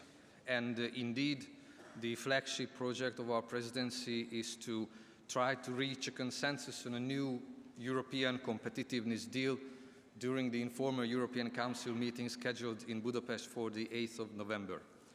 The Antwerp Declaration on Industrial Policy and Competitiveness has been mentioned. Indeed, it is one of the key reference points when trying to forge a political consensus on a new European industrial policy and a new European competitiveness deal. Indeed, the Hungarian presidency will work on strengthening the European defense policy. Here, our level of ambition is to reach a general approach in the Council on the European Defence Industry Plan, and it is for our Polish friends in the subsequent presidency to try to complete the legislative file through trilogues with the European Parliament. Coming to the European Parliament, as presidency, of course, we want to constructively cooperate with the European Parliament. It is crucial in order to ensure a smooth institutional transition, but it's also crucial in order to start trilogues as soon as possible. So whenever the European Parliament is ready, we are ready. As to the comment on the internal decision of the European Parliament, of course, as presidency, I am not in a position to comment this. I will limit myself to the statement that, of course, the full democratic legitimacy of the European Parliament is crucially important, And it's also important for the European project as a whole, for the European Parliament to keep representing the whole of Europe and all Europeans. When it comes to enlargement, I would like to recall that the last conclusion of successful accession negotiations was in 2011, during the Hungarian presidency, and it was in the case of Croatia. It was in 2011, and under the Hungarian presidency. No similar breakthrough is expected during our current presidency, but I'm confident that we will be able to take steps forward for each accession country. Of course, it's important that the newly found enlargement enthusiasm is also reflected on the Western Balkans. Here, when it comes to the technical requirements, it is perfectly possible to close further chapters in Montenegro. It should be perfectly possible to open cluster 3 with Serbia. And I, of course, wouldn't like to name-check all Western Balkan accession countries, but sometimes we face political issues. Unanimous support is required to move forward in the accession process, and this is rightly so. So the Hungarian presidency will work to find this consensus in areas where it is possible during our presidency. When it comes to Ukraine and the accession process, as I understand, the Commission is in the process of screening, and we report back to the Council the end of October, beginning of November, and of course the Hungarian presidency is ready to take work forward after that. When it comes to migration, the Council will discuss the implementation of the Migration and Asylum Pact. This work will continue under our presidency as well. Members mentioned legal migration as part and parcel of addressing migration challenges and its contribution to the European labour market. I would like to recall that this, to a large extent, pertains to Member State competence. So it's for Member States to decide what role legal migration plays in their activities addressing demographic challenges. But I think it's important to highlight that all migration policies start by being able to determine who enters our territory. If we are not able to do that, then we don't really have a migration policy at all. When it comes to cohesion, of course, cohesion is not a financial transfer or a charity. Cohesion policy is part and parcel of the single market. And if cohesion policy ceases to exist, then this will irreversibly distort the single market upon which the whole European project is based. Finally, I would like to share with you a few thoughts on Ukraine, also in relation to the peace mission initiated by the Hungarian Prime Minister. First of all, I again welcome the frank and open discussion. I commend all those who came here to express criticism and different views, because to me, it means, or hopefully it also means, that they are also interested in our position.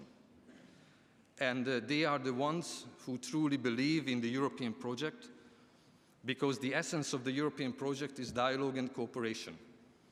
And the absence of participation in a dialogue, if it is a signal of anything, it is only a signal of lack of belief in the European project. I would like to start by saying where I found common ground. And there are a number of areas, and this gives us a very strong platform to continue working from.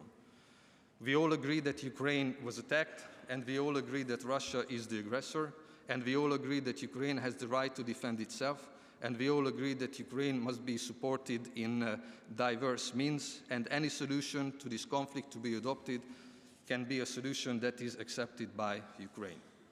There are some areas where there is no clear commonality of views. It is not clear whether everybody shares the opinion that Europe has its own interests in this conflict and must strive to play an autonomous role in its resolution. We don't seem to have full consensus whether a battlefield solution to this conflict is possible. Now, as I understand, both parties at the war believe that they will win this war by the force of weapons. If Europe really wants to play an autonomous role in the resolution of the conflict, then Europe must have a line of communication to all parties. This idea is also not shared by all. If Europe wants to play a constructive role in the resolution of the process, then Europe must be active in creating a venue where all parties can participate. This is also not necessarily shared by all. And if Europe wants to play a constructive role in the resolution of the conflict, then we must reach out to all global stakeholders, some of which have their own peace plan, and expect those peace plans to be discussed as well. This is also not shared by all. What we should be able to agree on, regardless of these differences, is that we must be able to discuss those issues that we do not entirely agree on. It is easy to talk to those with whom we agree with, but that's not our job and this is not our task. Politics and diplomacy begins with the art of interaction among those who disagree. And also, this is the calling of the European Union. As I understand, the European Union strives to unite in diversity and not in uniformity. The European political community is not limited to those with whom we agree with. If we accept this, we will be able to become truly united, and you will have our full support in this, both as presidency and as a member state of the European Union. Thank you very much for your attention.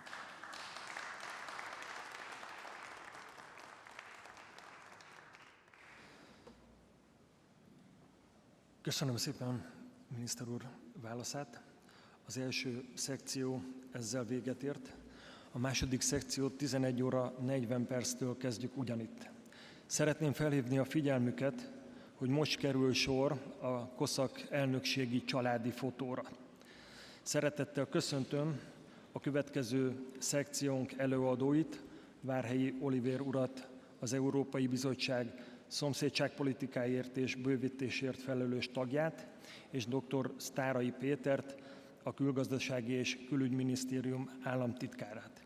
Kérem a képviselőket, hogy most induljunk el közösen mindkét szekciónk előadóival, hogy a koronázási ékszereket is bemutató kupolacsarnok előtt található fő lépcsősoron elkészülhessen a családi fotó. Az első szekciónkat ezzel lezárom, itt 11 óra 40 perckor találkozunk újra a második szekció kezdetén.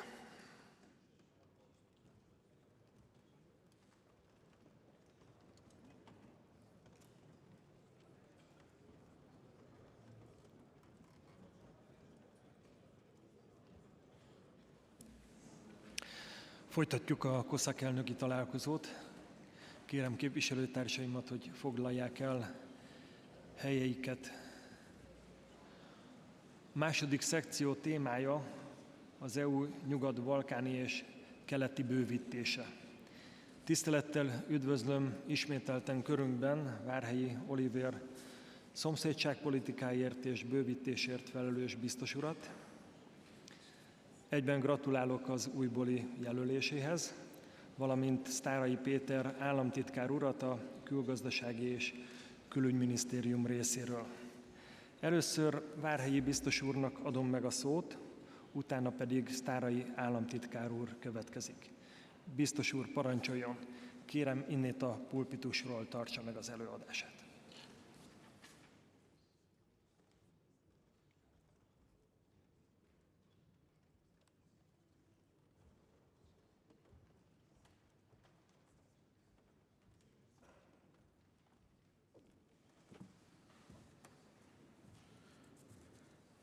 Tisztelt alelnök úr, tisztelt elnök úr,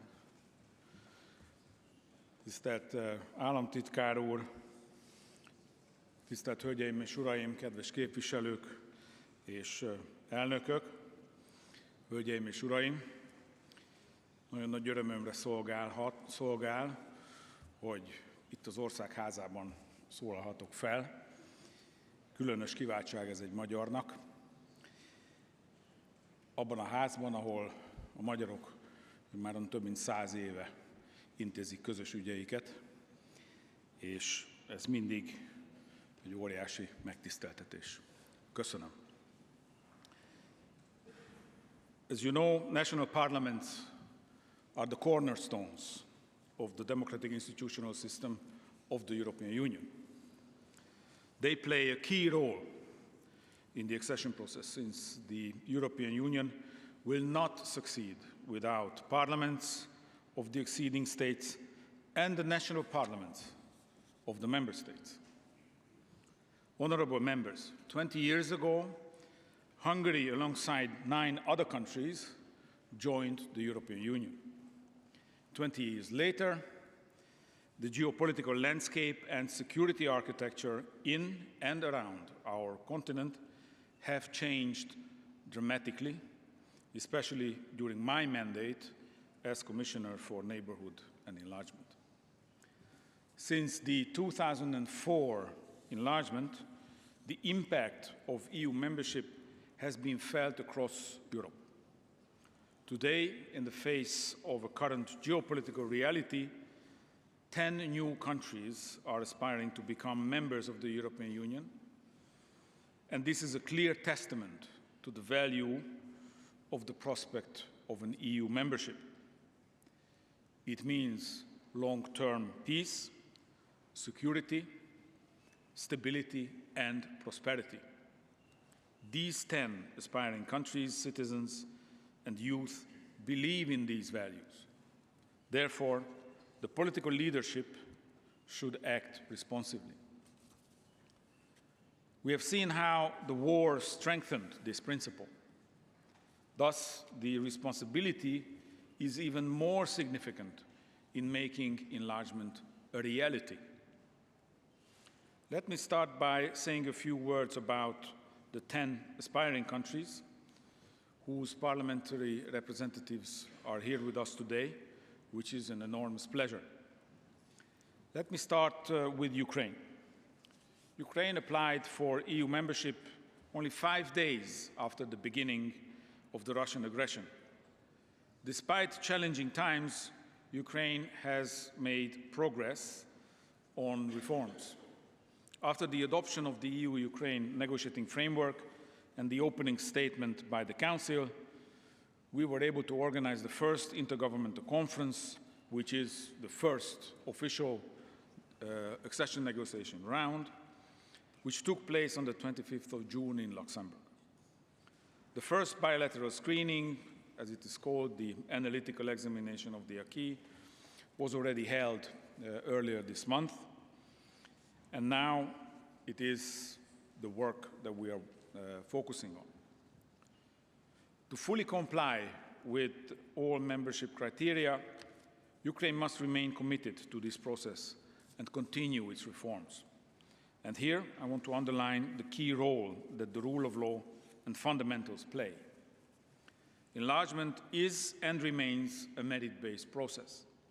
Our role is to ensure that the process abides by European principles and standards. Our objective is to ensure that Ukraine will be prepared when it joins. To that end, with the 50 billion euros Ukraine facility, the EU has scaled up its support to the country. 2 weeks ago, on the 17th of July, the Commission made a positive assessment to release the first regular installment under the Ukraine facility, which was close to 4.2 billion euros. And all in all, we plan to pay 16 billion euros to Ukraine's budget in 2024, subject to the country fulfilling the reform conditionalities. Turning to Moldova, I'm equally pleased to see that we formally launched accession negotiations last month and that I launched the first bilateral screening meeting on the 9th of July in Chisinau. This is an outstanding achievement, given the country's challenges from the war in Ukraine and Russia's destabilization attempts against Moldova. Therefore, it is even more critical to reaffirm loud and clear that the European Commission will continue to assist Moldova every step of the way. The accession negotiations process has a transformative effect that will benefit the Moldovan society and the economy even before accession. Through the 1.6 billion euros investment mobilized already through the Economic and Investment Plan and its flagship initiatives, we have supported the rehabilitation of key road and transport corridors and the green and digital transition. As Moldova advances on its EU path, these benefits will continue to increase. On Georgia, we have seen that Georgia was granted candidate status last December on the understanding that it would undertake the so-called 9 steps, which range from depolarization and the fight against disinformation to the rule of law and fundamental rights.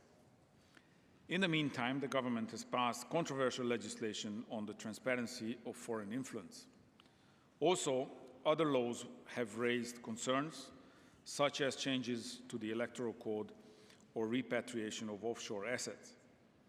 As a reaction to these legislative procedures in June, EU leaders expressed their, and I quote, serious concern regarding recent developments in Georgia, stating that, in particular, the law adopted on transparency of foreign influence represents backsliding on the step set out in the Commission's recommendations for candidate status, unquote. Therefore, EU leaders, and I quote again, called on Georgia's authorities to clarify their intentions by reversing the current course of action, which jeopardizes Georgia's EU path, de facto leading to a halt of the accession process, unquote. And this is a quote from European Council conclusions made on the 27th of June. Our assessment of these steps will be presented in the autumn as part of the Commission enlargement package. Georgia will hold parliamentary elections in October this year. The Georgian people have been overwhelmingly pro-European, and we do hope that all political parties will show now that they act for their people. Turning to the Western Balkans, I'm pleased to see that there is also a clear momentum around enlargement in the region. I know how high this file features on the agenda of the Hungarian presidency. The European Union is dynamically engaged in ensuring the European perspective for the Western Balkans on the clear understanding that our union can only be complete with the accession of this region.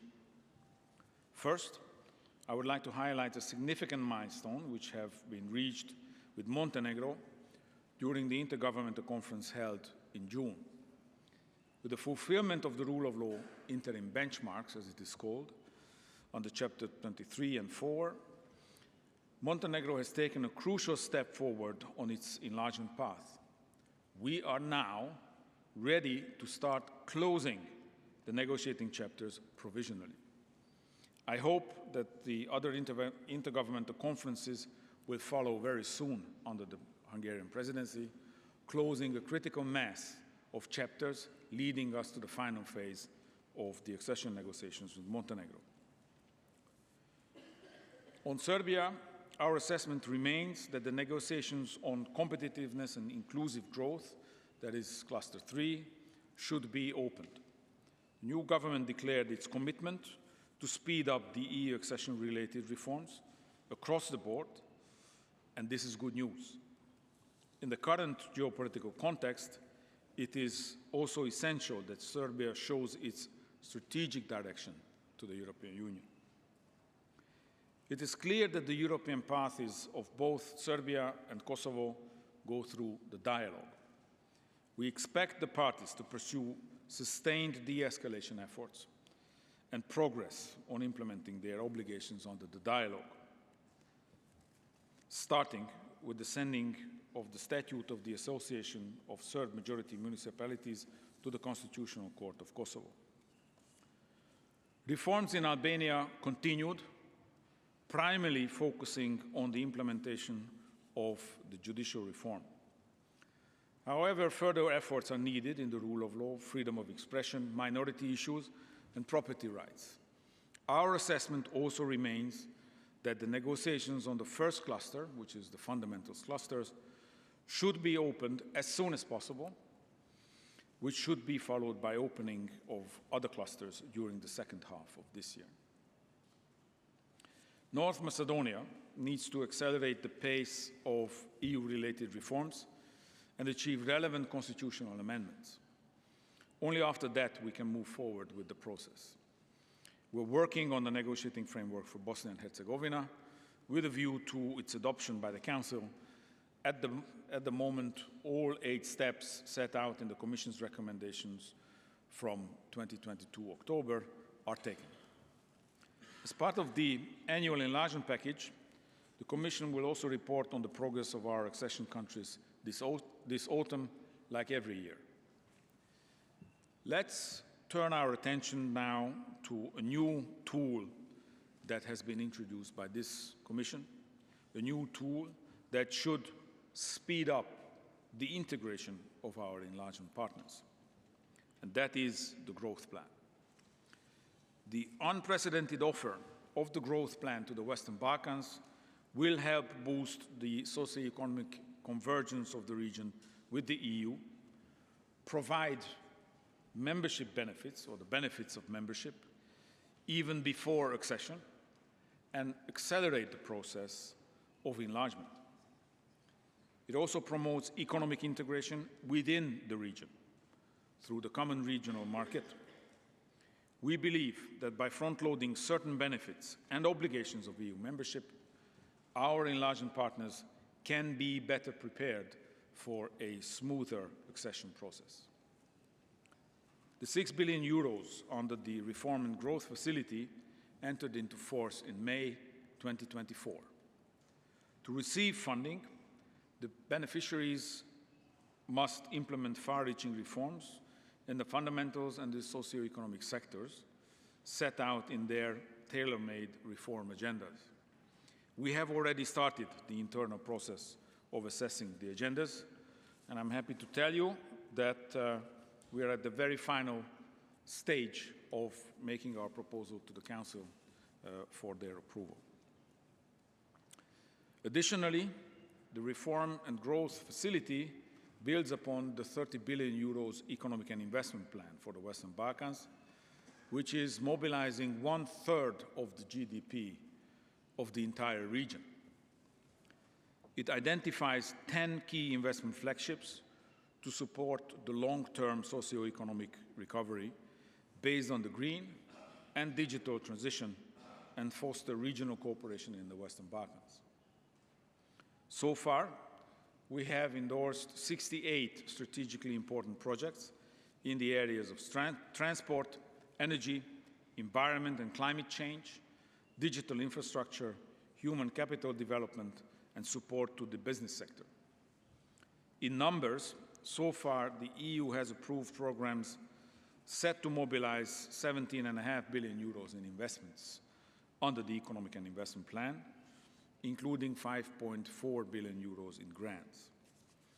With the Reform and Growth Facility, the total financial support will, by 2027, reach a comparable level of aid intensity as we see in current cohesion and structural funds countries in the European Union, meaning 90 percentage points by 2027.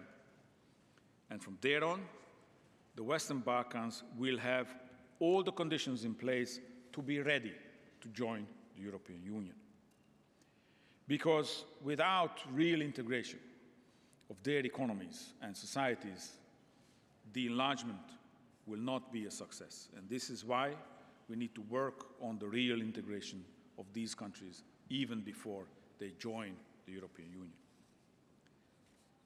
Honourable members, in this new reality, the EU's enlargement policy represents more than ever a clear and necessary geostrategic investment in our own long-term peace, stability, security and prosperity.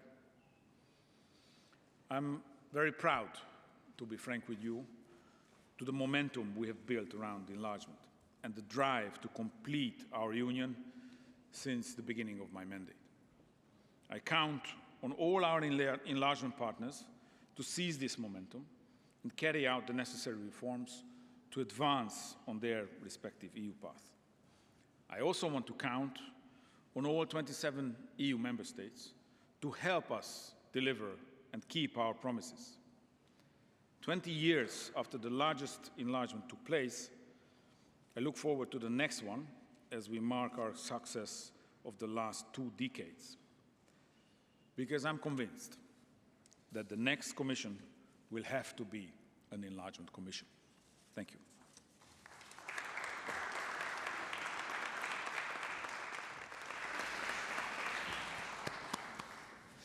Köszönöm szépen Várhelyi biztos úr felszólalását. Sztárai államtitkár úr, önt illeti a felszólalás joga.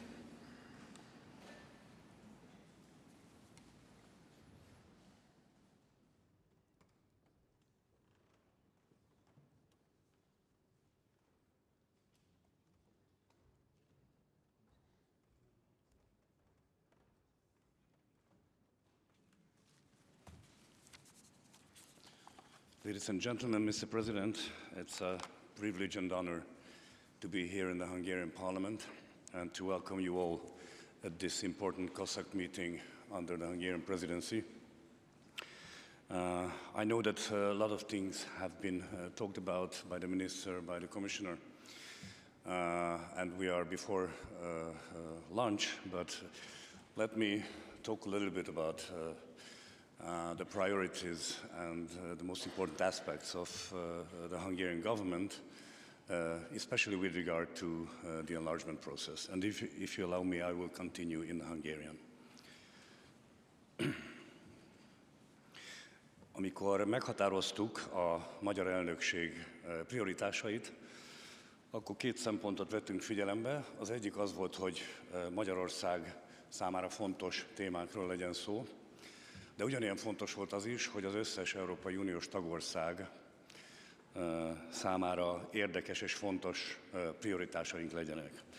És a spanyol és a belga elnökséggel közös trióban már meghatároztuk a főbb vonalakat. Bizonyos témák azonosak voltak, bizonyos témákat mi hoztunk be. És hát ugye a versenyképesség, az európai védelem, a demográfia, a migráció, ezek mind olyan témák, amelyek közös érdeklődésre tartanak számot, némelyikük korszakos kihívást jelent, és közösen kell megtalálnunk a megoldásokat az unión belül. De ide számítom a bővítést is, ami egy stratégiai terület, egy olyan terület, amely az Európai Unió jövőjét is nagyban meghatározza, nem csak a nyugat-balkáni térség, vagy Ukrajna, Moldova és a keleti irányú bővítési lehetőségek jövőjét.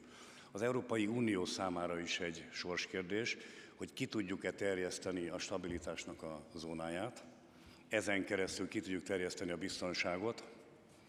Ugye ez a térség főleg a Balkán felől nagyon sok esetben különböző konfliktusoknak volt a kiinduló pontja, ezért az Uniónak ez érdeke, hogy ide kiterjesszük a stabilitást. Ugyanígy egy nagyon komoly gazdasági megfontolásunk is van, hiszen a közös piac kiterjesztése mindannyiunknak az érdeke. És mindenki hasznot fog húzni belőle, amennyiben ez megvalósul, és amikor megvalósul. És hát van egy politikai, geopolitikai megfontolás is még a biztonságin túl.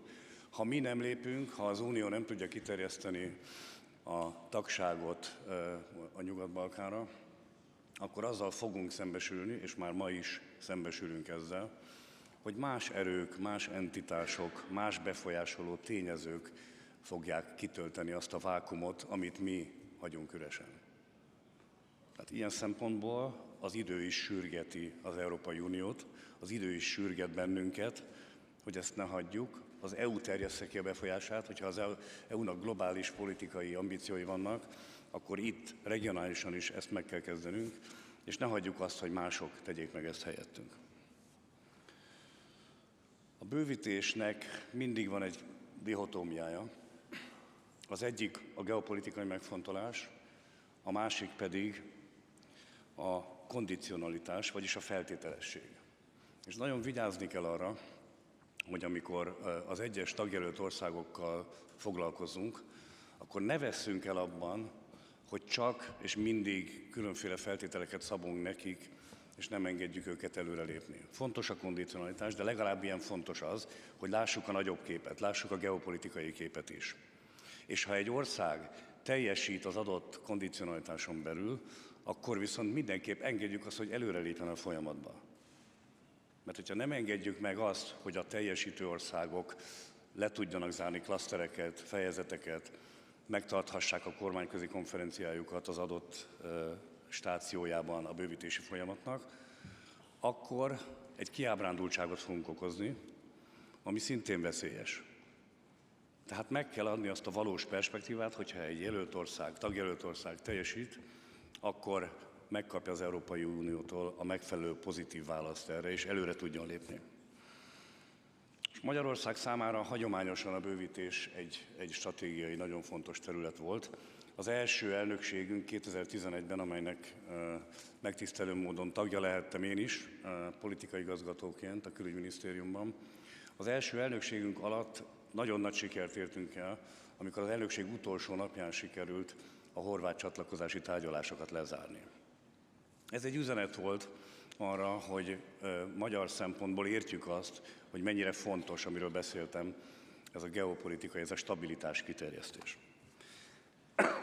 De azt is látni kell, ahogy elhangzott korábban is, hogy 21 év telt el vagy 20 év telt el a tesszaloniki ígéret óta, ahol az Európai Unió közösség kimondta azt, hogy a Nyugat-Balkán országai az Unió tagjává válhatnak majd. Ha nem is sikerült betartani még ezt az ígéretet, de az biztos, hogy lépünk előre minden évben valamennyit, és amelyik országnál volt előrelépés és teljesítés a reformok terén, ott azért történtek pozitív fejlemények is. De még mindig nem tudtuk ezt az ígéretet teljesíteni. A magyar megközelítésnek az is lényege, hogy ne csak a tagjelöltekről beszéljünk, hanem minél többet beszéljünk a tagjelöltekkel.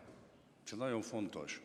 És ezért a mostani elnökségünk alatt is nagy hangsúlyt fektetünk arra, hogy amennyire lehet az informális ülésekbe, a különböző fórumokba mindig vonjuk be valamilyen módon a tagjelölt országokat is, és hallgassuk meg az ő hangjukat, mert azt gondolom, hogy több figyelmet kell fordítanunk arra is, hogy az egyes tagjelölt országoknak milyen specialitásai vannak, milyen olyan sajátosságai, amelyeket a bővítési folyamat során figyelembe kell vennünk. És természetesen ehhez hozzá kell tenni a nemzeti parlamentek szerepét, ez a mai ülés is ezt mutatja, hogy nagy az érdeklődés. A nemzeti parlamenteknek nagy szerepe van két szempontból is, egyrészt az, hogy milyen jogszabályokat fogadnak el, a másik oldalon pedig az, hogy a nemzeti parlamentek szakértelmét mennyire bocsátják a csatlakozási folyamat rendelkezésére. Hiszen a nemzeti parlamentekben nagyon komoly szakmai tapasztalatok gyűltek össze, és ezeket meg lehet osztani a tagjelöltekkel, ezeket koordinálni lehet a különböző segítségnyújtási formákat, és azt gondolom, hogy ez is komoly segítséget nyújt a tagjelölteknek a felkészüléshez. Mi amellett vagyunk, hogy a csatlakozás objektív kritériumok alapján haladjon előre. Tehát egyrészt az, hogy minden országot a saját teljesítménye alapján kell értelmezni és megítélni. Nem helyes az, hogyha összekötünk különböző országokat különféle politikai szempontok alapján. És az objektív kritériumok azok, amennyiben valóra válnak, amennyiben teljesíti az ország, akkor, ahogy mondtam, lépjen előre. Ezzel lehet elkerülni egyébként azt is, hogy a nyugat-balkáni társadalmakban valamilyen fajta szkepszis alakuljon ki a bővítéssel kapcsolatban. Hogyha mindig azt mondjuk, hogy 5 vagy 10 év múlva lesz csak a bővítés, és ez minden évben egy évvel odébb tolódik, akkor el fognak fordulni ezek a társadalmak tőlünk, hiszen megtalálják máshol esetleg a számításukat, és ez semmiképp sem érdeke az Európai Uniónak.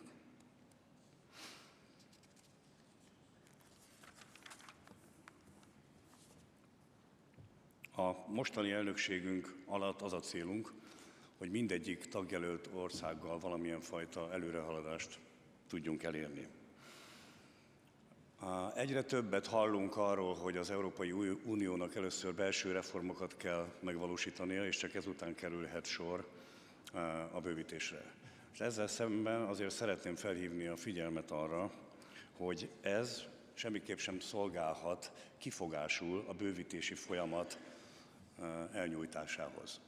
Tehát az, hogy az uniónak belső reformokra van szüksége, ez lehet, de a másik oldalon ne legyen ez egy kifogás, ne emiatt szenvedjenek kárt a jelölt országok. És még egy dolog, mi nem vagyunk annak hívei, hogy ez a belső reform, ez megváltoztassa az intézmények közti egyensúlyt. És szerintem a nemzeti parlamenteknek is komoly érdekei vannak ebben a folyamatban. Tehát mi azt gondoljuk, hogy például a minősített többségi döntéseknek a kiterjesztése az nem az unió egységét fogja szolgálni, hanem éppen ellenkezőleg, hogyha a kisebbségi vélemények nem lesznek figyelembe véve, akkor nagyon nagy az esély arra, hogy az uniónak az egysége fog gyengülni, és ráadásul ezeknek a döntéseknek a végrehajtása lesz problematikusabb. Tehát az egység érdekében arra kell törekedni, hogy a külpolitikában és a védelempolitikában amennyire lehet megmaradjon az egyhangú döntés. Erre jó példa egyébként a NATO. Mert a NATO-ban ugyan sokszor nagyon nehéz eljutni egy konkrét döntésig, de amikor megvan a konszenzus, akkor az biztos, hogy minden egyes tagország a döntés mögött áll, és a végrehajtás is nagyon erős lesz. Tehát ezt érdemes figyelembe venni, amikor uniós reformokról beszélünk.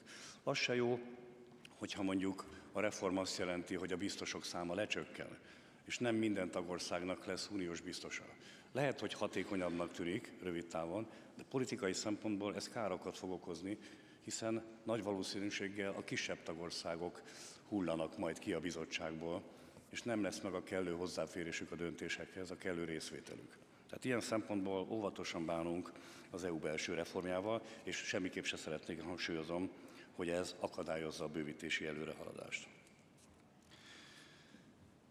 Jelenleg egy intézményi átmenet közepén vagyunk, megtörténtek az európai parlamenti választások, a bizottság felállítása meg fog indulni, és az a magyar elnökségnek a célja, hogy közben ugyan kevesebb lesz a jogalkotási tevékenység, legalábbis egy ideig, de semmiképp se kerüljön háttérbe a bővítési folyamat. Tehát ne szenvedjen kárt a folyamat azáltal, hogy intézményi átmenetben vagyunk.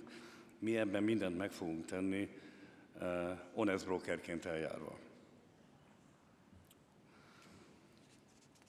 A mi elnökségünknek a nyugat-balkáni bővítés a prioritása, de most már egy új helyzet van, hiszen Moldova és Ukrajna is tagjelölti státuszt kapott, és Grúzia is nincsen messze tőle. Emiatt össze kell hangolnunk. A fontos az, hogy minden országot a saját teljesítménye alapján ítéljünk meg, és a Nyugat-Balkán ne szenvedjen hátrányt azért, mert mások is most már tagjelöltek lettek. Tehát ők 20 éve vannak a folyamatban, 20 éve dolgoznak azon, hogy tagok lehessenek. Ezt mindenképp figyelembe kell venni, amikor megítéljük az ő teljesítményüket. És hozzáteszem még, hogy az a munka, amit a bizottság az elmúlt 5 évben ezen a területen végzett, az mindenképp üdvözlendő, és köszönöm. Bocsánat.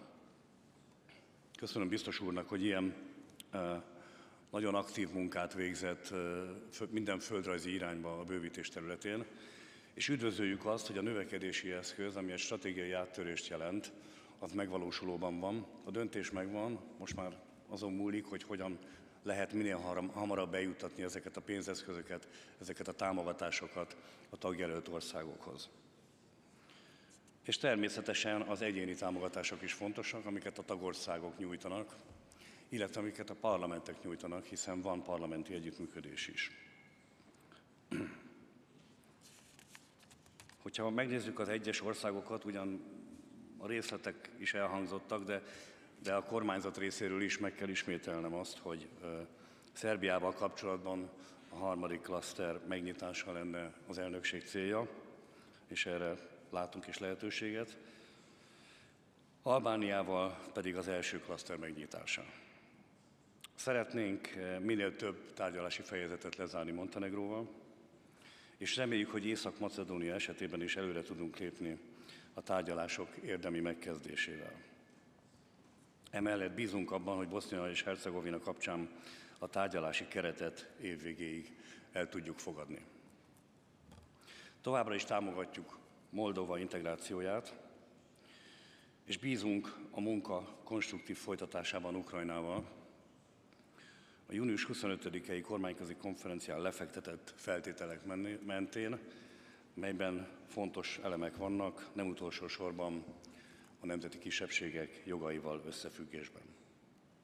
Fontos az, hogy Ukrajna is ebben a kérdésben minél konstruktívabb legyen, hiszen leendő Európai Uniós tagként, hogyha erre törekszik, akkor nagyon fontos az, hogy ez a sok nemzetiségű ország megtartsa a korábbi politikáját, amely nagyobb jogokat biztosított, szélesebb jogokat biztosított a nemzeti kisebbségekhez tartozóknak.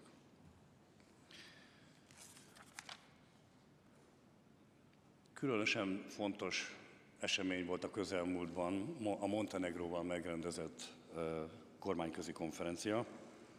Nem is lehet eléggé hangsúlyozni ennek a IGC-nek a jelentőségét, hiszen itt nyílt meg a lehetőség Montenegró számára, hogy lezárhasson tárgyalási fejezeteket, és mindez egy olyan eredmény, amelyre 2017 óta nem volt példa egyetlen nyugat-balkáni ország esetében sem.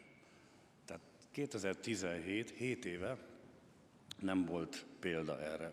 Úgyhogy nagyon bízunk benne, hogy a montenegrói előrehaladás az folytatódni fog, és egy nagyon pozitív üzenetet fog küldeni a térség többi országának is, hogy amennyiben teljesítesz, akkor előre fogsz lépni. Ez a legfontosabb összefüggés. Georgia esetében is bízunk benne, hogy az átmeneti nehézségek megoldódnak. Mi azt gondoljuk, hogy geopolitikai szempontból Georgia is egy nagyon fontos ország a bővítés terén, és azt gondoljuk, hogy Georgia felkészültsége példát mutathat számos más tagjelölt országnak. Tehát viszonylag komoly a felkészültségi szintje Georgiának, úgyhogy nem szabad elveszni rövidtávú kérdésekben eltéren sem. Idén ünnepeltük az Unió keleti nagy bővítésének 20. évfordulóját, és akkoriban talán sokan kételkedtek abban, hogy az Unió képes lesz arra, hogy ennyi országot egyszerre abszorbáljon. És azt gondolom, hogy ha megvonjuk a mérleget, akkor a mérleg nagyon pozitív eredményt hoz. Azt mutatja, hogy 27 ország képes arra, hogy erősítse az unió egységét, és a jelenlegi integrációs szinten megvalósítsa az összes lehetőséget, amit az intézményi és jogi keretek biztosítanak. Ez nem mentes politikai vitáktól, természetesen. De a politikai viták előre viszik az uniót, mert pontosan az egységet fogják erősíteni. És ha nézetkülönbségek vannak, azok is az előnyére válnak az uniónak, hiszen a közös gondolkodás közös megoldásokra fog vezetni minket, és ha közös megoldásaink vannak a közös érdekeink alapján, akkor egy erősebb uniónk lesz. És ebbe a tagországoknak van elsődleges szerepe. Úgyhogy ilyen szempontból mi ezt egy sikeres 20 évnek tartjuk, magyar szempontból is, de összuniós szinten is úgy gondoljuk, hogy a bővítés sikeres projekt, stratégiai projekt, és folytatnunk kell. 2004. május 1-én Romano Prodi, a bizottság akkori elnöke azt mondta, hogy a mai bővítés az 5. és a legnagyobb az unió történetében, és nem is az utolsó. És ez a legfontosabb. Nem is az utolsó, igaza volt, azóta 3 ország csatlakozott, és csak biztosítani tudom önöket a hozzászólásom lezárásaként, hogy Magyarország arra fog törekedni, hogy ez a folyamat ne álljon le, hogy az Európai Unió erősödjön a bővítésen keresztül, elérje a kitűzött geopolitikai céljait, és befogadja azokat az országokat, amelyek egyébként természetes részei az európai közösségnek. Ezt mutatja az Európai Politikai Közösségek találkozó sorozata is, amelyik országok ott vannak, azok természetes részei ennek az európai közösségnek. Úgyhogy ebben a szellemben szeretném zárni soraimat. Még egyszer üdvözlöm Önöket itt Budapesten, remélem, hogy a hivatalos teendők mellett lesz idő egy kis sétára is, és lesz alkalom arra, hogy élvezzék a magyar vendégszeretetet, illetve kulinaritást, és térjenek vissza újra ide, és bízunk abban, hogy ez a bővítési folyamat, ez is sikerre fog menni, sikerre fog jutni, és a magyar elnökség alatt is el tudunk érni közösen olyan eredményeket, amelyek azt mutatják, hogy aki teljesít, az előrelép. Köszönöm a figyelmüket.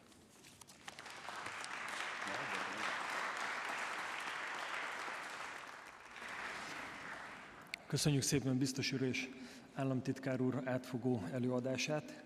Eddig 33 felszólalási igény érkezett.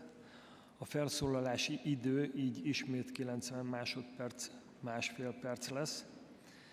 Kérem, most is legyenek tekintettel az időkeretre. Amennyiben valaki még szeretne felszólalni, az a regisztrációs asztalnál tehet erről jelzést írásban. Elsőként ismételten a trojka tagok kapnak szót. Az Európai Parlament delegációjának vezetője, Omerzsé úrnak adom meg a szót, parancsoljon. Merci beaucoup, Monsieur le Président, Monsieur le Secrétaire d'État, Monsieur le Commissaire. Le Parlement européen se réjouit de cette discussion, car sans les parlements nationaux, il n'y a pas de possibilité d'élargissement. 3 remarques. Premièrement, je crois que si nous jetons un regard rétrospectif sur les derniers élargissements, nous pouvons considérer qu'ils ont apporté démocratie, stabilité, prospérité, avec de surcroît un levier d'influence géopolitique incontestable. C'est ce que dit la dernière résolution du Parlement européen du 19 février dernier, mais nous ajoutons bien sûr que toutes les conditions doivent être respectées, et en particulier les critères de Copenhague.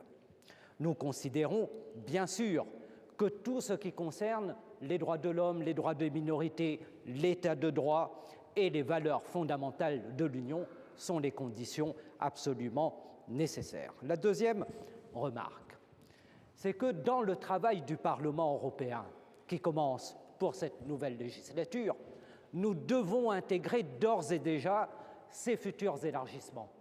La politique de cohésion a été un élément fondamental de la réussite des élargissements, et c'est avec son renforcement que nous pourrons le permettre. Monsieur le Président, permettez-moi de dire 2 mots sur l'Ukraine. Bien évidemment, notre engagement pour la reconstruction de l'Ukraine fait partie également des préalables pour la réussite de l'élargissement vers l'Ukraine à terme. Merci.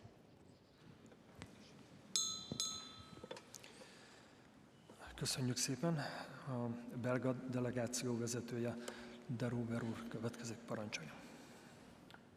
Mr. President, dear colleagues, the enlargement agenda should be based, as he said, on merit. And so this must go hand in hand with reforming the EU. The balance between EU enlargement and reforming is more important than ever, but I'm very glad that you stressed on the fact that this should be done with respect to all member states, including especially the smaller ones. Secondly, the Copenhagen criteria, as has been said, are the values that must be met in this process. The candidate states have an interest in stepping up their reform efforts, including in the area of rule of law, with the help of the European Union and in line with these Copenhagen criteria. There are many questions that need to be answered by the new European Parliament, the new Commission and the Council. These questions must be resolved so that we can open the door in due course to deserving candidates who often undergo a long process in hope of finally joining us. But let's emphasize, indeed, the role of the national parliaments in this issue. And to end, I want to stress on the courageous struggle of the people of Ukraine against Russian aggression. It shows us daily how much we should cherish our European values of democracy and the rule of law. Thank you very much. Köszönöm szépen, Vlosovics úr következik, parancsolja. Thank you, Chair. Here we go. Ladies and gentlemen, dear colleagues. More than 20 years ago, we have been... Can you hear me?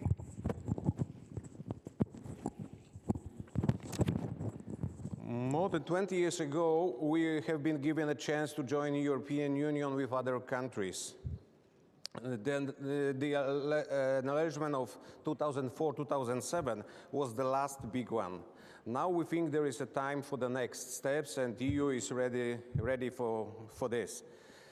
The first, we continue to support the enlargement policy, including the Western Balkan partners. Now there is a window of opportunity for Montenegro to a relatively quick accession. The country is currently the most advanced in the accession process. The second, Ukraine and Moldova. We are very glad that both countries started the EU accession negotiations. We strongly support both countries on the European path. Our objectives would be we'll be opening on the first negotiation cluster fundamentals with these countries during Polish presidency in the next half of the year. It was a pleasure to hear yesterday and also today the strong support from Hungary to these countries. And the third, we must express our concerns about Georgia, especially about Georgia government, who recently distancing from the principles of European Union and from its own society aspiration. We need also to work together to unblock Greek-Albanian problem and dispute. This holds Albania back from progress in the EU negotiation. We expect that Hungarian presidency achieve progress in these three fields which I mentioned. The same rule, I promise, we will apply in our presidency. Thank you very much for the floor and for the time we spent together. Thank you. Hörcsik Rihárdot illeti a szó. Thank you, the floor, Mr. Chairman, my dear colleagues. First of all, I would like to thank to Mr. Olivier Várhelyi, our Commissioner, for his excellent job on behalf of the enlargement process in the Commission, particularly in the past 5 years. As my State Secretary, Mr. Starai, just mentioned, Hungary has rightly placed the enlargement to its top priorities. In our approach, enlargement policy remains the most effective tool to ensure stability in the neighboring regions and the European Union, so it is important to strengthen, first of all, the credibility of the European enlargement perspective. To this end, the European Union must reinforce the objective, criteria-based and merit-based nature of the accession process. Throughout our presidency, we will seek to make meaningful progress with candidate and accession countries. As my State Secretary mentioned, we aim to open Cluster 3 in Serbia as soon as possible and to close more accession chapters with Montenegro. It is also crucial to hold intergovernmental conferences with Albania and North Macedonia. Regarding enlargement, my dear colleagues, we should strengthen our efforts and commitments to be able to welcome new EU member states before the end of the present 5-year term. I used to say that enlargement is not an option, but it is a necessity. Thank you very much. Köszönjük szépen, Pons San Pietro, spanyol delegációs tag következik. So thank you again, Mr. President, Mr. Chair, and thank you for the interventions. And I think we're having a super discussion, very interesting discussion, because of the aggression of Putin to Ukraine. This has changed everything. So the first response to this attack is enlargement and, of course, unity. The second point is that there is no enlargement if there is no integration. And it's not only about economic integration, it's not only about political integration, but also about social integration. If we do not go more into depth and there is no social integration, we will create more inequalities. And last but not least, I was a member of the Conference on the Future of Europe, and I think that there will be no integration, there will be no enlargement if at the same time we are not going to reform our governance. And for example, I think that we have to be able to take decisions in a sort of, qualified majority in some items that are a good option for the future of Europe. And last but not least, I would like to remember that, and we have to be very optimistic, because after this aggression of Putin, we're able to recreate the political community of Kohl and Mitterrand. So we we have to be optimists because we have the future in our hands. Thank you. Hofreiter úr következik Németországból.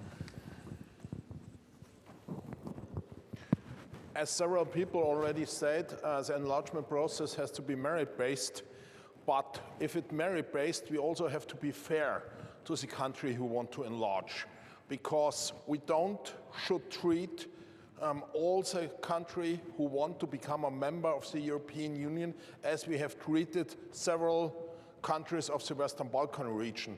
When we look what we have done to Northern Macedonia, which has changed its name, and then we came with other issues to them. And when we look how long Albania and other countries have waited, so it should also be clear and fair from our side, and we have to accept that Europe has not been clear and fair, especially to the countries of the Western Balkan, and we should never repeat this, and we should really give them a good option to enlarge. But also we have to be clear to countries like what's going on in Georgia is not a good sign, because the Russian law that Georgia has adopted will make it nearly impossible that Georgia, as long as this Russian law is in place, will become a member of the European Union, and everybody in Georgia should be clear about this.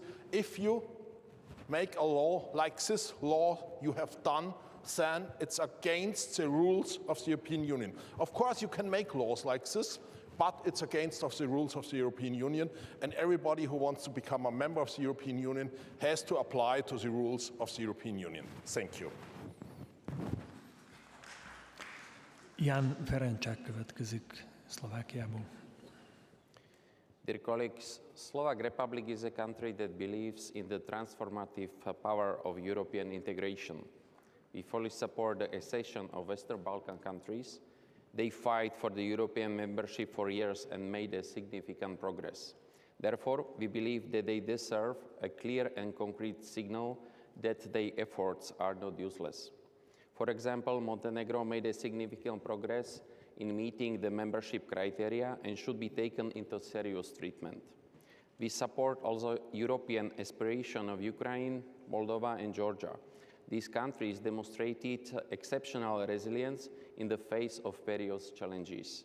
Lastly, I would like to point out that we also need to ensure that the European Union is prepared to accept new members, which would require a comprehensive approach. Thank you. Köszönöm szépen, Kuvalasz úrnak adom meg a szót.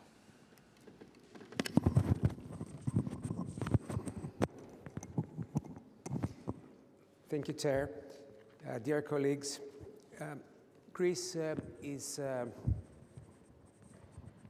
fully supports the approach of the Hungarian presidency, seeing enlargement as a geostrategic investment in peace, security, stability, and prosperity. It's the only way to reduce disparities between countries, develop the values on which the Union is founded, and give an holistic solution to common problems. Aspiring members need to step up the reforms necessary and advance the efforts to achieve them, notably in the area of human rights, of minority rights, the right of property, and of course the rule of law. These all are red lines for the Greek side. Of course, all that in line with the merit-based nature of the accession process, the need for fair and rigorous conditionality, the principle of own merits and reversibility. I was born and live in Thessaloniki, so I'm inspired by the 2003 Summit of Thessaloniki conclusions and the necessity that we will have the enlargement to the Western Balkans coming soon. But we need solid steps, and I would add to my colleagues, to my Polish colleague, that the Beleri case the elected mayor of Himar.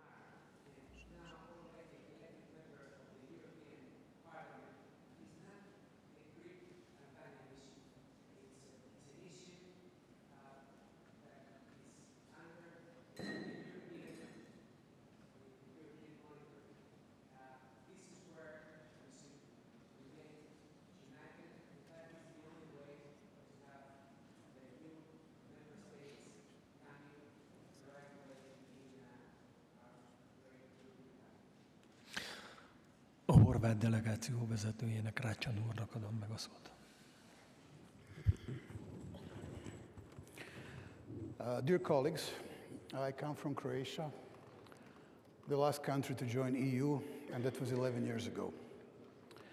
Let's hope that it does not stay like that for a long time. Croatia is a country either bordering the Western Balkans or in the Western Balkans, depending on how you look at it. But we certainly do have a lot of knowledge of the region and experience. And in that respect, I want to commend the growth plan for the Western Balkans. This is something that will certainly help. However, I think that it also needs to be supplemented with a kind of a, I'm trying to phrase this carefully not to enter a trap, special help with political framework. The region simply needs it. I will not go into details. Not all countries are the same. Some are in a better shape, some are closer to EU, some are very far away. But I was wondering, Mr. Varhelyi, if you can expand on something earlier keynote speaker. You did not mention this, but the minister, earlier keynote speaker, he did say something about gradual membership. If there is any such option and other options in that respect that could help with the political framework in the Western Balkans. Thank you. Giulio Vigna következik Olaszországból. Grazie signor Presidente, grazie gentili colleghi. Allora, la Camera dei Deputati in Italia sta portando avanti un lavoro parlamentare sull'allargamento ai Balcani occidentali. Lo sanno i colleghi che arrivano da quell'area geografica. Proprio su mia proposta all'interno di questo lavoro parlamentare stiamo audendo, stiamo incontrando in web ovviamente tutti i presidenti di commissione di integrazione all'Unione Europea dei paesi dell'area dei Balcani occidentali. Noi pensiamo che sia importante di sicuro dal punto di vista geostrategico, perché l'Europa deve piantare la sua bandiera in quell'area geografica, ma è anche importante per quello che sarà il futuro dibattito all'interno dell'Unione Europea, e quindi è giusto che impariamo a conoscere anche le posizioni dei paesi dei Balcani occidentali su quelli che sono i maggiori dossier di interesse e i maggiori dibattiti in atto in questo momento nell'Unione Europea. Grazie. A magyar delegáció tagjának, Balassa Péternek adom meg a szót. Köszönöm a szót, elnök úr, tisztelt meghívott vendégek. Óriási megtiszteltetés önök előtt felszólalni. Holnap lesz a barátság világnapja, és nagyon remélem, hogy önök innen úgy fognak távozni, hogy a magyarokra barátként fognak tekinteni, és jó emléket fognak megőrizni a COSAC plenáris üléséről. Ellenzéki képviselőként szólalnék fel itt a bővítési folyamatokkal kapcsolatosan, és az ellenzék hangját, de a magyar emberek véleményét is szeretném önökkel vázolni. Mélyen hiszünk abban, hogy a bővítési folyamat kiemelkedő stratégiai fontossággal bír, ezért a magyar EU elnökség és egyben a mi pártunk is egyik fő prioritása a nyugat-balkáni bővítés. A bővítési politika továbbra is az egyik leghatékonyabb módszer a régió és az Európai Unió stabilitásának fenntartására, így nélkülözhetetlen az uniós bővítési perspektíva hitelességének erősítése. Ennek érdekében az EU-nak fokoznia kell a csatlakozási folyamat objektív, kritériumokon és érdemeken alapuló jellegét. Az Európai Unió belső reformjairól szóló viták nem gátolhatják a tagjelölt országok előrehaladását, és a bővítés nem eshet áldozatul a belső reformoknak. Az Uniónak meg kell őriznie hitelességét azok szemében, akik már a csatlakozási tárgyalások legelőrehaladottabb szakaszában vannak. Az Európai Unió hosszú ideje elkötelezett a Nyugat-Balkán európai perspektívájának biztosítása mellett, mivel a közösség nem lehet teljes a régió csatlakozása nélkül. A régió integrációja gazdasági, biztonsági és geopolitikai szempontból is előnyös az Európai Unió számára. A magyar elnökség alatt azon leszünk, hogy lényeges előrelépéseket érjünk el. Köszönöm, hogy meghallgattak. Gráz úr következik Luxemburgból. Merci, Monsieur le Président. Chers collègues, l'élargissement constitue sans doute pour l'Union européenne un défi très important pour son développement futur. La crise Covid ainsi que l'invasion de la Russie ont démontré que l'Union européenne doit renforcer sa structure interne et élargir son marché intérieur. Actuellement, donc, 10 pays sont devant l'entrée de l'Union européenne. Je tiens à signaler que le Grand-Duché de Luxembourg soutient toutes ces candidatures, sauf celle de la Turquie actuellement. Il va de soi que nous accordons une attention particulière à l'Ukraine, ce pays qui nécessite notre attention particulière et ce pays qui a besoin donc d'une aide spéciale de tous les pays membres de l'Union européenne. Pour le Luxembourg, il est quand même évident que tous les pays candidats doivent remplir les critères de Copenhague ainsi que respecter l'article 49 du traité de Maastricht. Nous insistons surtout sur le respect des règles d'un État de droit. Le Luxembourg a récemment créé au sein de sa commission des affaires extérieures une sous-commission concernant surtout les problèmes, respectivement les sujets de l'Union européenne, et nous avons mis l'accent sur l'élargissement également prévu. Permettez-moi, avant de conclure, également de jeter encore très vite un coup d'œil sur le Kosovo, qui pour nous est également un pays très important. Je rappelle ici, à cette place, que le Conseil d'Europe, l'Assemblée parlementaire du Conseil d'Europe, a récemment appuyé une candidature au sein du niveau du Conseil d'Europe. Finalement, je soutiens encore donc les efforts déployés par la présidence hongroise. Merci.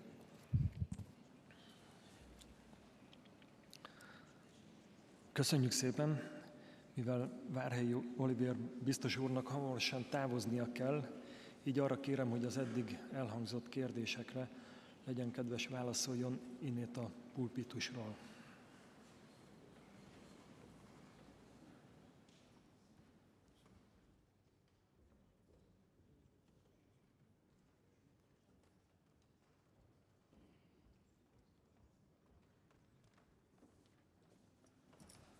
Köszönöm szépen. Ez egy nagyon érdekes vita, és úgy látom, hogy szinte az összes delegációban komoly érdeklődést fejt ki. Úgyhogy igyekszem talán a 3 legfontosabb eddigi kérdésre válaszolni. Szinte minden hozzászóló megemlítette, hogy a belső intézményi reformok ügye az Európai Unióban és a bővítés nem kerülhetnek egymással ellentétbe. Ezt mi is így gondoljuk az Európai Bizottságnál. Úgy gondoljuk, hogy az intézményi reform ügye egy párhuzamos vita kell legyen a bővítési vitával. Bővítésre a jelenlegi intézményi keretek között is sor kerülhet, viszont amennyiben a tagállamok úgy gondolják, hogy intézményi megújulásra is szükség van, akkor természetesen a tagállamok dönthetnek úgy, hogy ezt a vitát is megindítják. Viszont az Európai Unió hitelessége megköveteli, hogy ez ne váljék az európai tagság, a bővítési politika akadályává. Egyébként erről az Európai Tanács többször folytatott vitát, és a mi értelmezésünk az, hogy nem képezi a bővítés akadályát az intézményi reform. A második kérdés a horvát képviselő úrnak, maybe I switch to English, then it's easier to understand. Yes, this time I didn't have time to dwell on all the details of the gradual integration. But when I'm talking about the real integration, and this is also a response to the member of the Spanish Parliament, when we talk about the real integration, we also mean by this gradual integration.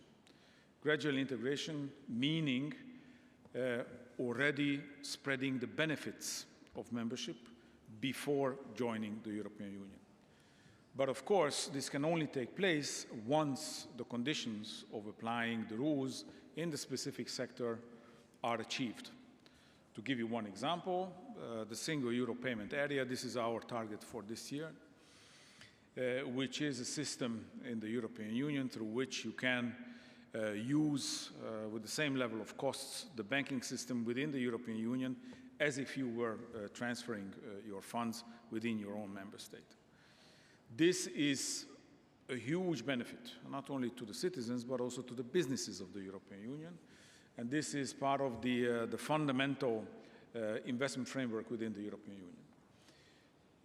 We have made an offer to the Western Balkan countries if they are able to apply the same rules as we do in the European Union, and after all, 80% of their banking sector is owned and run by European banks, then they should be able to join this scheme.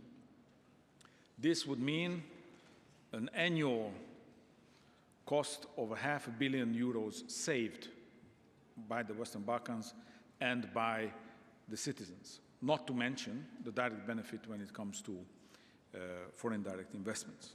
So yes, the growth plan through the reform agenda, which is the implementation, the annual implementation scheme of this growth plan, will address also these areas of gradual integration. And also to respond to the need for social integration, to the Spanish delegate, indeed, the social area cannot be neglected, and it is part and parcel of these reform agendas that we're making. I think if there is one lesson to be learned from the previous enlargement, is that the closer the new members are going to be in terms of social and economic development to the EU average by the time they join, the less problem we can foresee in terms of competition within the single market after they have joined. And finally, I want to also underline the importance of the delegates from Italy, because this is a very important initiative. And I would encourage all of the national parliaments of our current member states to engage with the parliaments of the Western Balkans and the other candidate countries, because it is a trust-building exercise as well.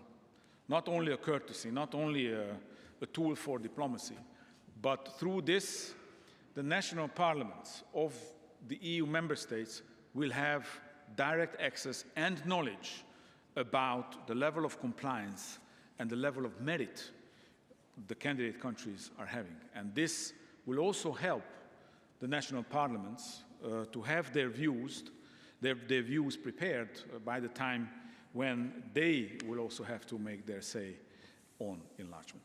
Thank you very much.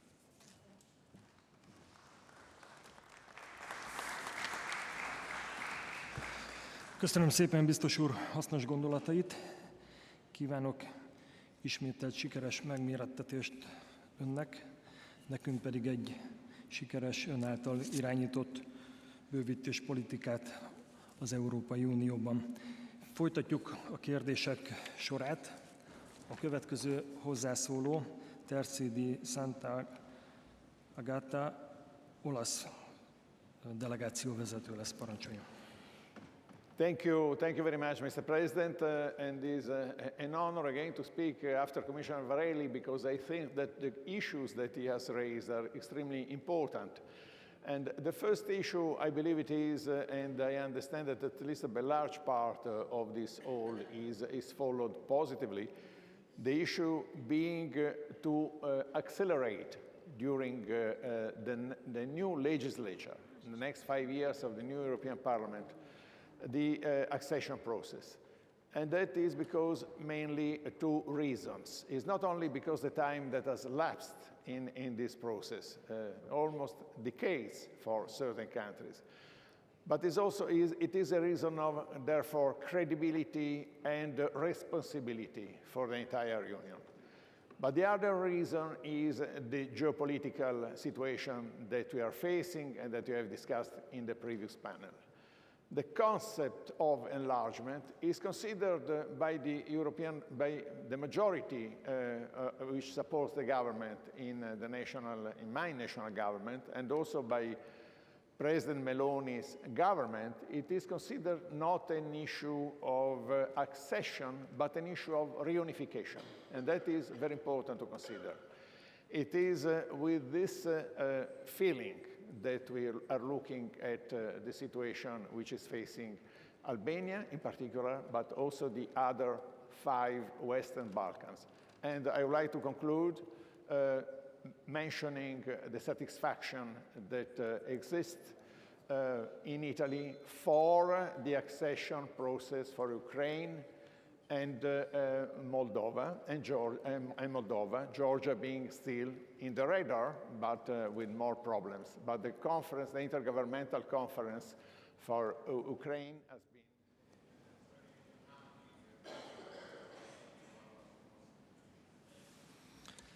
Köszönjük szépen, a következő felszólalónk Krisztián Gica Romániából, parancsoljon. Thank you, Mr. President. Dear colleagues, the Russian aggression against Ukraine has serious consequences on the entire world and increasingly disturbing effects in the Western Balkans as well. Russia is using energy, food, and information as weapons in the war it started, and we have a duty to stand up against it in a united and coordinated manner in the most effective way possible. In time of crisis, it is essential to show solidarity and mutual support. In fact, Russia's war of aggression against Ukraine reconfirmed how important it is to advance the enlargement process, building a space of security, development, and common European values. Together, we have come to restate that enlargement is a geostrategic investment in peace, stability, and prosperity. Romania has constantly advocated for this vision. We support the imperative of a clear, transparent, and rigorous enlargement process on both geographical dimensions, Western Balkans region and EU Eastern neighbors. There is no competition between these two. The process is based on the own merits principle in advancing the reform process and in fulfilling the accession criteria. Therefore, we need to continue to advance both Ukraine and the Republic of Moldova European path by promoting the opening of the first negotiation cluster. It is important to keep the momentum in the accession process for our two partners that have demonstrated strong political will and the resoluteness to advance in this process. Thank you. Conde López úrnak adom meg a szót. Muchas gracias, presidente. Muchas gracias al comisario de Ampliación y Vecindad y también al secretario de Estado de Asuntos Exteriores por darnos una actualización de cuáles son los avances que se están produciendo. Evidentemente, la ampliación siempre ha sido una oportunidad para hacer más Europa y para avanzar en la unidad de los países europeos y precisamente en estos momentos la agresión de Rusia contra Ucrania es la mejor respuesta que podemos seguir dando desde los Estados miembros de la Unión Europea. Y eso requiere el compromiso de todos. Compromiso, por supuesto, de los países de la ampliación que tienen que seguir trabajando porque nosotros creemos en una ampliación por los méritos y, por lo tanto, por el cumplimiento de los objetivos marcados en el criterio de Copenhague, pero al mismo tiempo también La Unión Europea y, por lo tanto, los Estados miembros de la Unión Europea tenemos que avanzar no solo en las cuestiones de gobernanza, sino también en las necesidades financieras.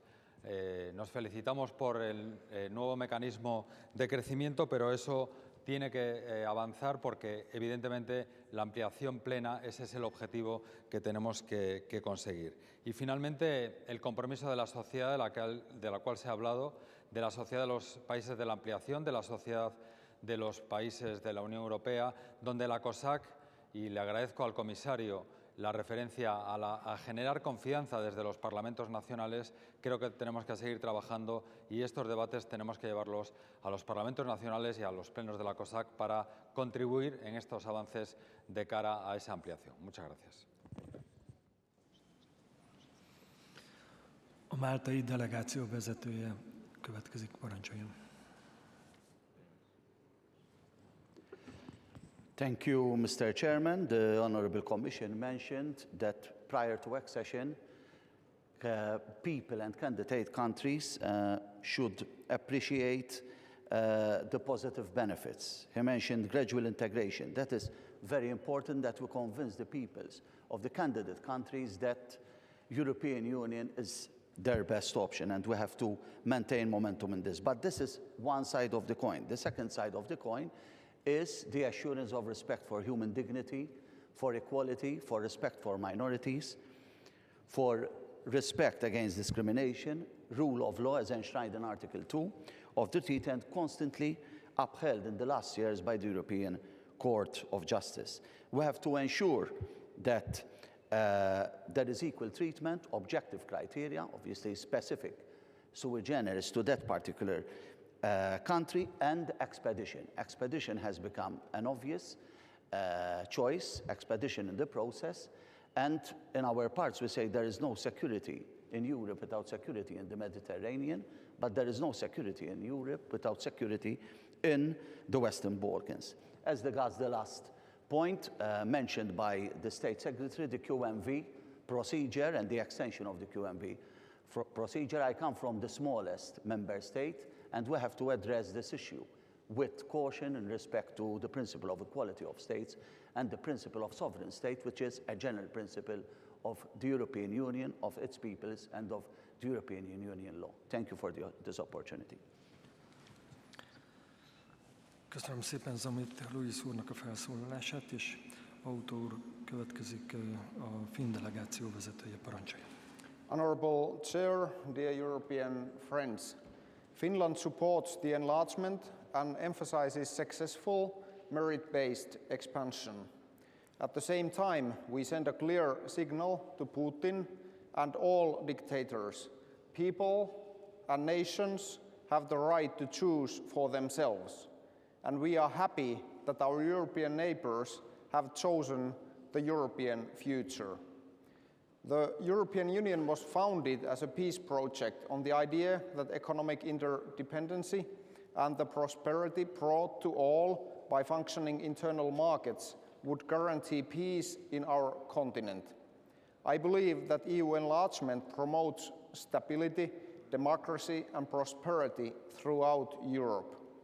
Finland is committed to supporting all candidate countries in their reform processes. At the same time, we emphasize the importance of reforming and strengthening the internal market and enhancing the EU's competitiveness. The right way to do so is to enable a level playing field and fair competition for all businesses without large government subsidies that we have seen to disturb the market during the last couple of years.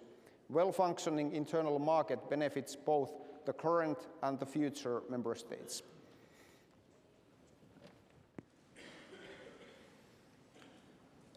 Köszönöm szépen. Fortuna asszony következik Romániából. Thank you, Mr. President. I'd like to emphasize the constant position of Romania supporting the expansion of the European Union towards our partners from the Western Balkans and the Eastern Partnership, meaning all the 9 countries currently in the EU's formal accession process. We understand the enlargement as a political, economic, and security investment for the Union as a whole.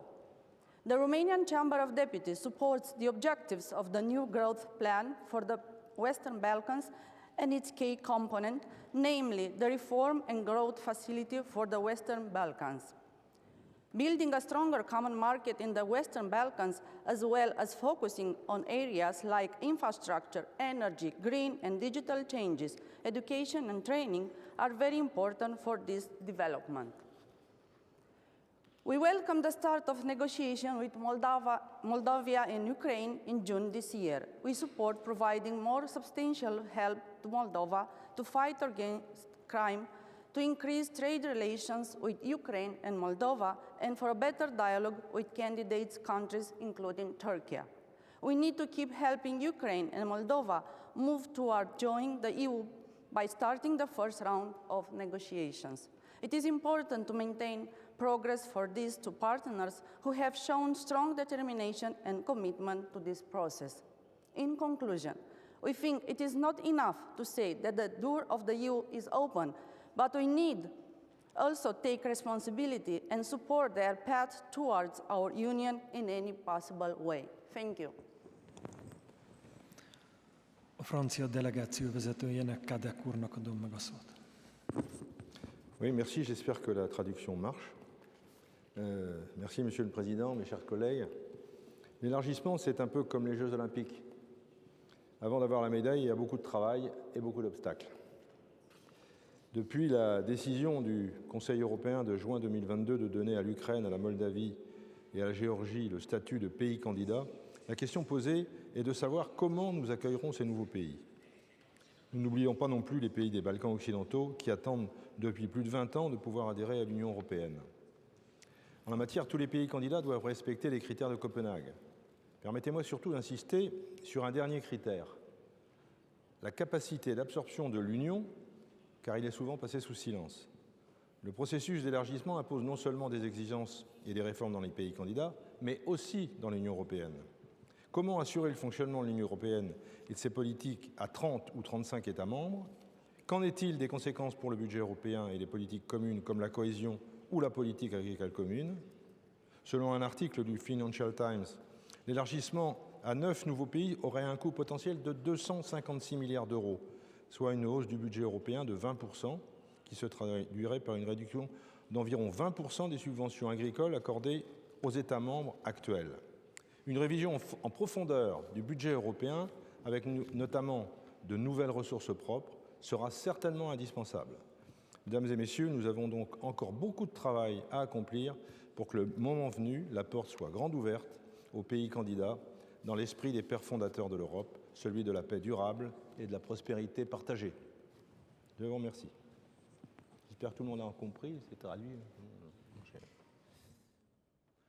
Köszönjük szépen, az osztrák delegáció vezetőjét szólítom. State Secretary, colleagues, it was already mentioned several times today that the enlargement is one of the most successful projects within the European Union. And as a member of the Federal Council of Austria, I fully support this enlargement process. With an incoming new European Commission and with a new European Parliament elected, it's time to act now. Like some of you in this beautiful room of the Hungarian Parliament, I was a member of the Conference of the Future of Europe, and in regard to the enlargement process, we had two findings. One was that the EU institutions has to be made fit for the enlargement, and the second finding was that the future member countries should also be fit for the accession. So if we deal with these two issues, I have the opinion that these two processes must be pursued in parallel, and that for the EU internal process, it's necessary that it will not become an obstacle to the enlargement process. So if we think on fitness programs, if we think on new institutions on the European side, and very engaged future countries to be members in the European Union. Let's start the fitness program and let's start acting now. Telmo Fáriának, a portugál delegáció vezetőjének adom meg a szót. Mr. President, thank you for receiving us so well and for the state of play by the Commissioner that I want to congratulate by his reappointment. I think this has a political meaning also about this issue of enlargement. Portugal sees enlargement with enthusiasm. Europe chose to be a continent of peace, but the war in Ukraine shows us and enlightens us that EU is our security area.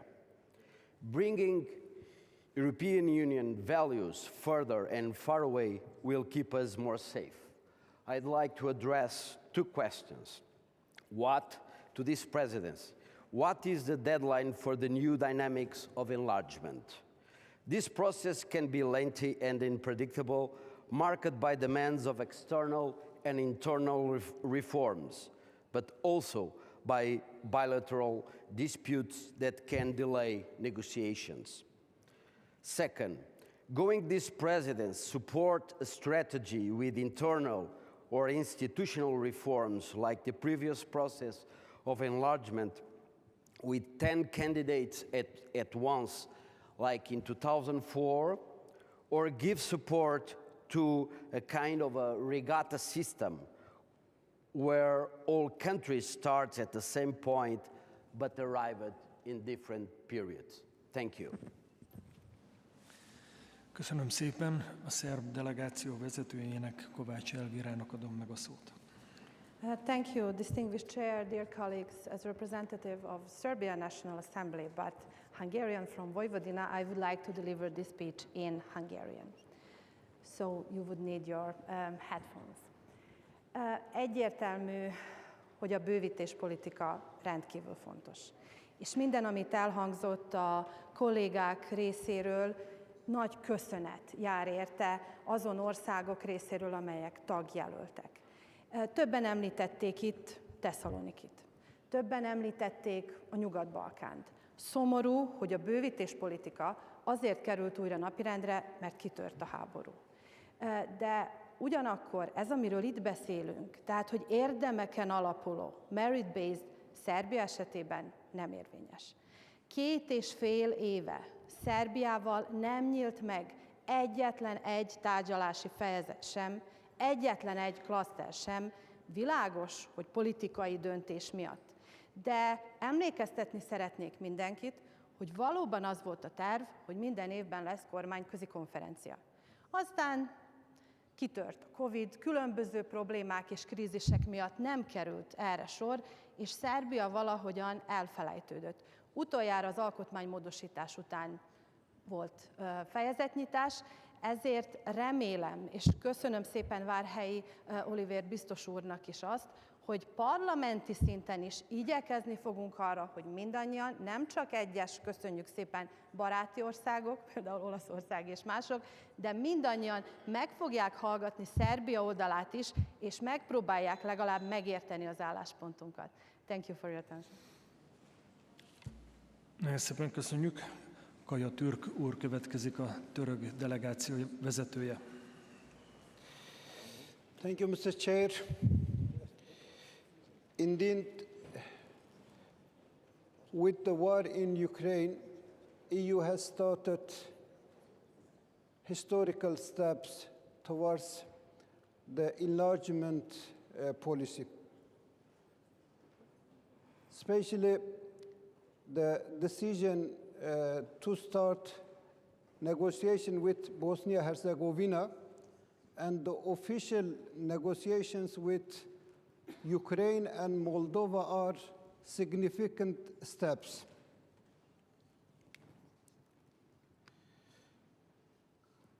For the sake of EU's own credibility, all the 10 members of enlargement should be given equal treatment. The EU also should stop considering Turkey as a competitor. Turkey is a candidate and eager to be the member as soon as possible, and the membership of Turkey to EU will have strength both for EU and Turkey. Unfortunately, some minor countries and decisions are saying that all the 10 countries should be given the chance for enlargement, but not Turkey. That is unfortunate.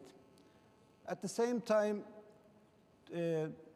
EU should have a common goal that if EU want to be a stronger EU, they should have strong members like Turkey. Thank you very much. Koszerú asszony következik Moldovából. Köszönöm szépen. Dear Chair, dear colleagues, enlargement of EU means bringing peace and security to neighboring countries. I visited colleagues in Kiev 2 weeks ago with 2 nights spent in Kiev under rocket alarms. And I will repeat the same message which I had at last COSAC meeting, that we need to support Ukraine in this brutal war started by Russian Federation and keep peace in Moldova and in Europe. So thank you very much for supporting Ukraine on this way. Moldova is under hybrid war with severe propaganda of Russia oriented against European integration in Moldova. A referendum on EU integration, which will be held in Moldova this October, will come to include the irreversibility of European integration in the constitution of Moldova. But this means that we need to count cyber attacks together, which affect not only Moldova, but the whole European continent, count propaganda and communicate benefits of EU integration and EU enlargement together.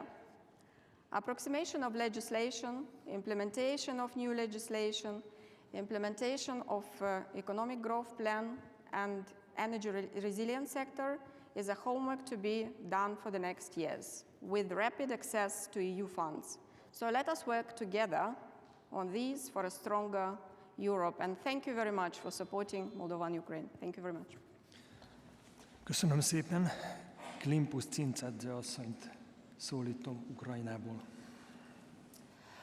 Honorable Chair, distinguished colleagues, I really appreciate this dynamic discussion about the EU enlargement.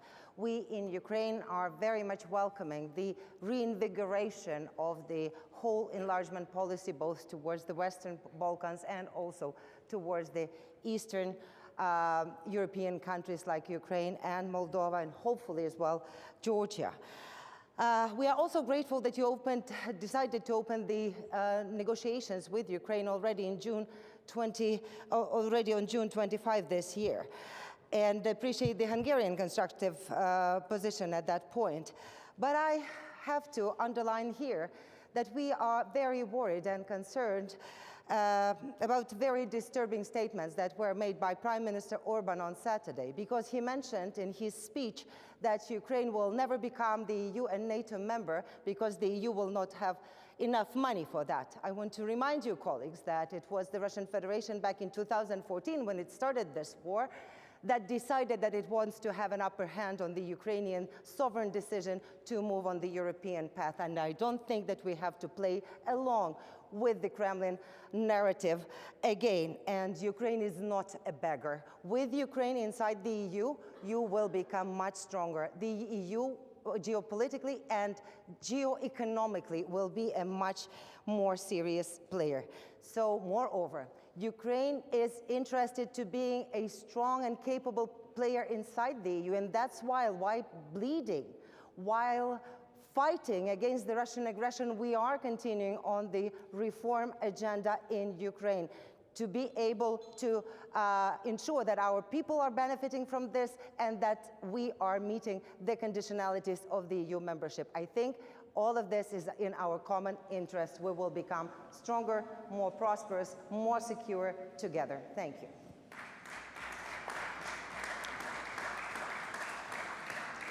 Bocsorisvili asszonyt szólítom a georgiai delegáció vezetőjét, parancsoljon.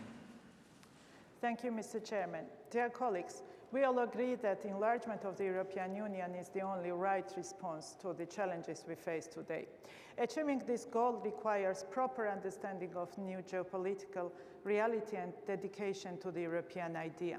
In this complicated environment, Georgia aspires to become an integral part of the area of peace, stability, and prosperity, and at the same time to add value to all this with its geopolitical advantages.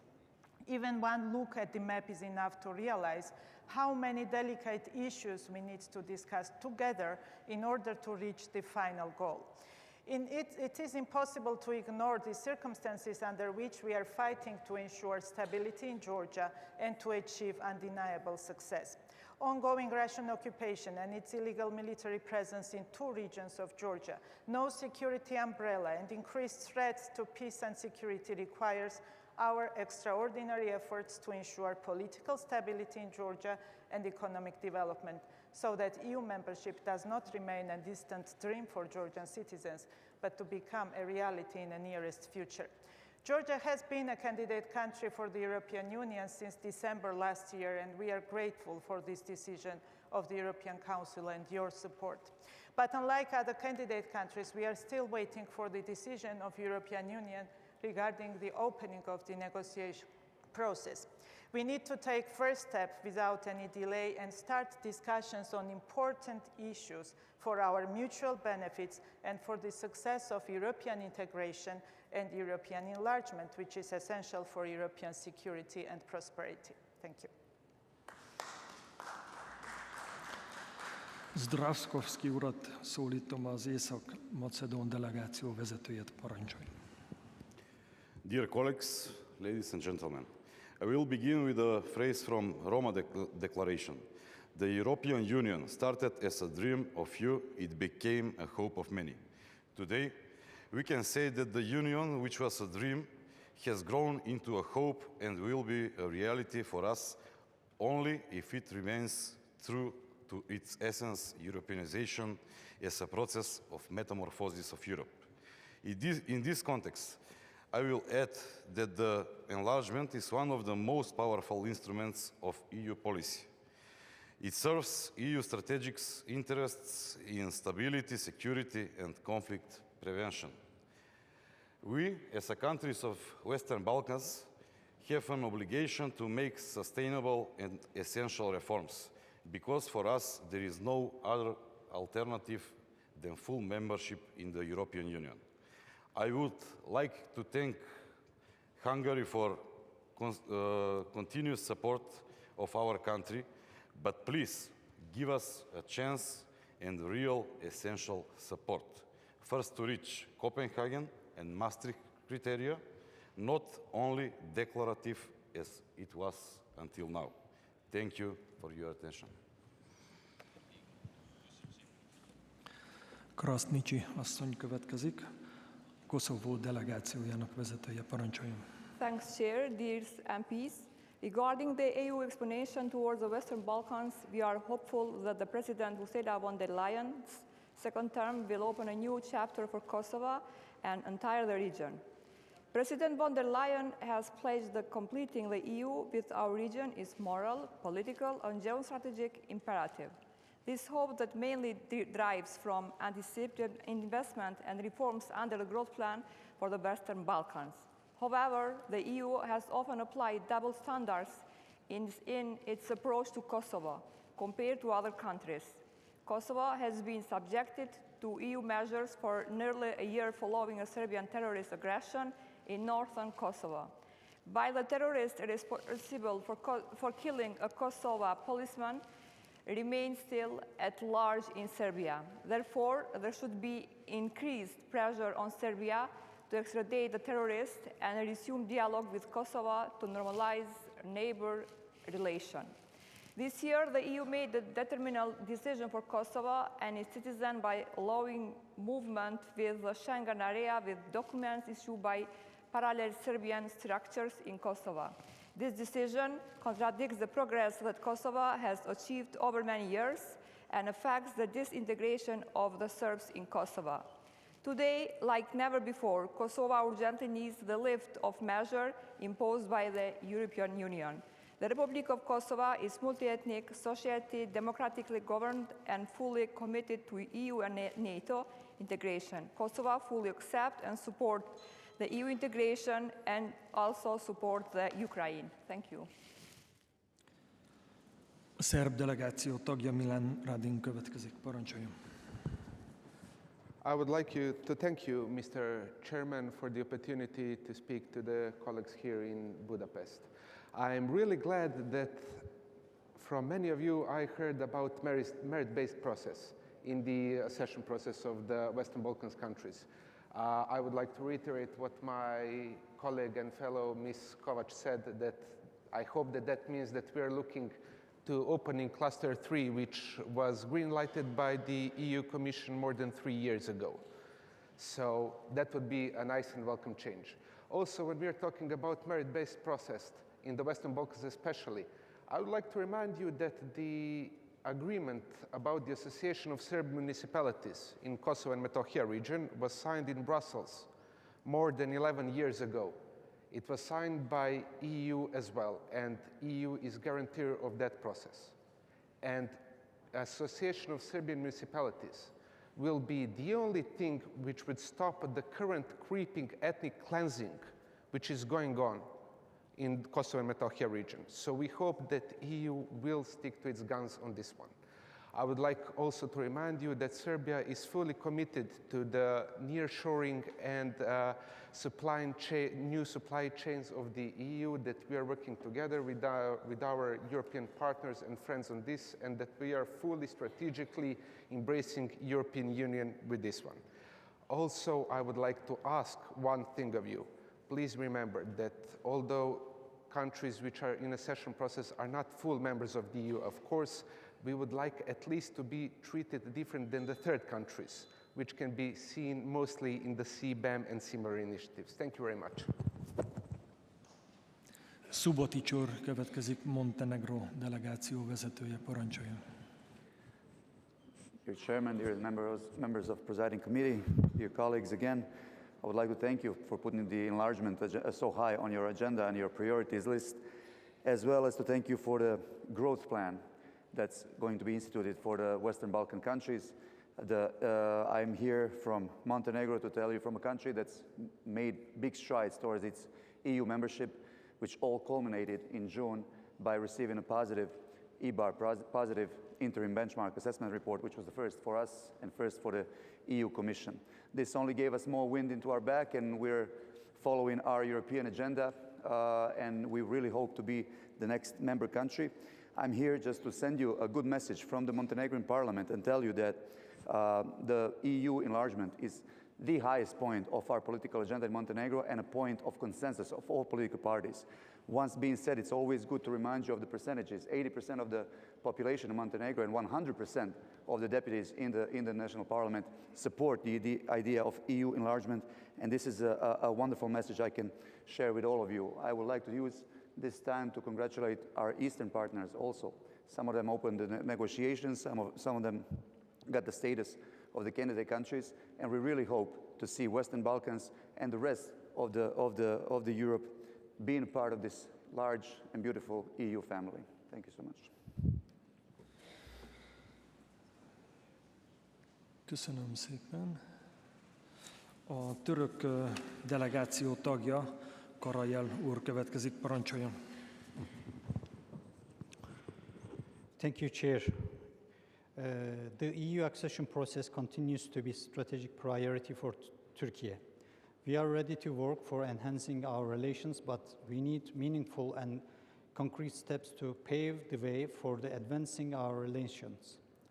We expect the EU's support for overcoming the political obstacles fundamentally affecting Turkey-EU relations, including the reversal of measures taken by the Council against Turkey on July 15, 2019. We need all structural mechanisms and established dialogues between Turkey and the EU to be operational again. We expect the EU to endorse and implement the recommendations of the joint communication. We are determined to enhance our relations based on the concrete and mutual beneficial proposals.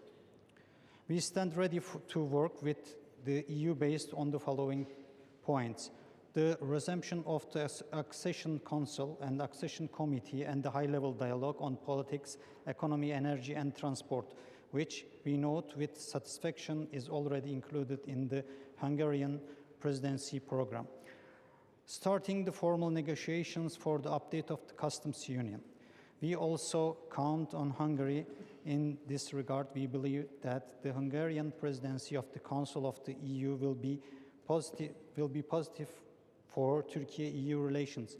And one interesting point is all the candidates and other countries here are complaining about double standards and asking for equal and fair merit-based treatment. That's interesting. Thank you. Bosznia-Hercegovinából Ćosić úrnak adom meg a szót. Poštovani gospodine predsjedavajući, poštovane gospođe i gospodo. Dear Chair, ladies and gentlemen.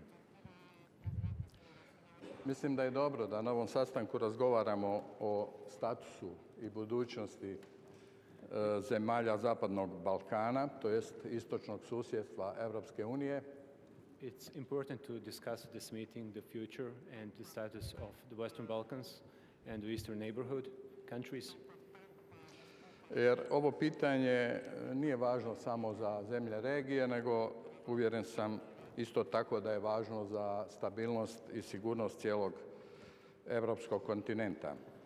This topic is not only important for the stability of the region, but also for the entire European continent. Nadam se da će Bosna i Hercegovina u narodnom razdoblju napraviti značajan napredak u implementaciji preporuka iz listopada 2022. godine, te da će dobiti pregovarački okvir i započeti pregovore za članstvo u Europskoj uniji. I hope Bosnia and Herzegovina will accomplish certain progress in implementation of recommendations from October 2022 and finally have the negotiation framework and start the negotiations process. Kao što je poznato, Bosna i Hercegovina je učinila značajan napredak, ali isto smo tako svjesni da su pred nama još mnogi izazovi. Pritom mislim na opću političku stabilnost kao i na vladavinu prava, a to su pitanja koja podrazumijevaju zajedničke napore i usklađenost rada kako Europske unije, tako i zemlje kandidata. As you know, Bosnia and Herzegovina has done a lot, but we also know there is a lot still ahead of us. First of all, considering political stability and the rule of law. Još jedanput zahvaljujem svima koji predano rade na ovim važnim ciljevima za našu zajedničku bolju budućnost. Once again, I would thank you all who are jointly contributing to our better joint future, European future. Thank you. A felszólalók sorának legvégén Hans Peter Portmannak Svájcból adom meg a szót, parancsoljon. Mr. Chair, colleagues, parliamentarians and dear friends of Hungary, each enlargement of the EU affects also Switzerland. Switzerland pays different prices for the market access. For example, we host close to 2 million EU citizens. We invest in infrastructure, we invest in education, we invest in our social system, and the 2 million are about 1/4 of our population. We also founding in the cohesion, and Hungary is our third largest receiver of cohesions. As you know, we are in negotiating to update our bilateral contracts. And the Swiss people will really go into details what will be again or still the advantage of accessing in the market. And the bureaucracy and the over-regulation in the EU market is killing our small and mid-sized companies. And you can see that the big economies in the EU are on its way down. And I have it with my colleague from Austria. Yes, please focus on the fitness program of the EU. Don't focus on the appetite of the global power, of the geopolitical global power. Go back in our history when we colonized the whole world and we still pay for it. This is the wrong way what Europe can do. This could damage our continent. So we will, in a good willness, we will also take over our responsibility. When you enlarge your EU, we will follow it. We will take our responsibility, but we need an attractive EU market and not a damaged economy in this continent. Thank you very much. Megköszönve képviselőtársaim aktivitását, felkérem Sztáray államtitkár urat, hogy az előre haladtára való tekintettel röviden válaszoljon a még meg nem válaszolt kérdésekre. Innét a pulpitusról. Köszönöm szépen.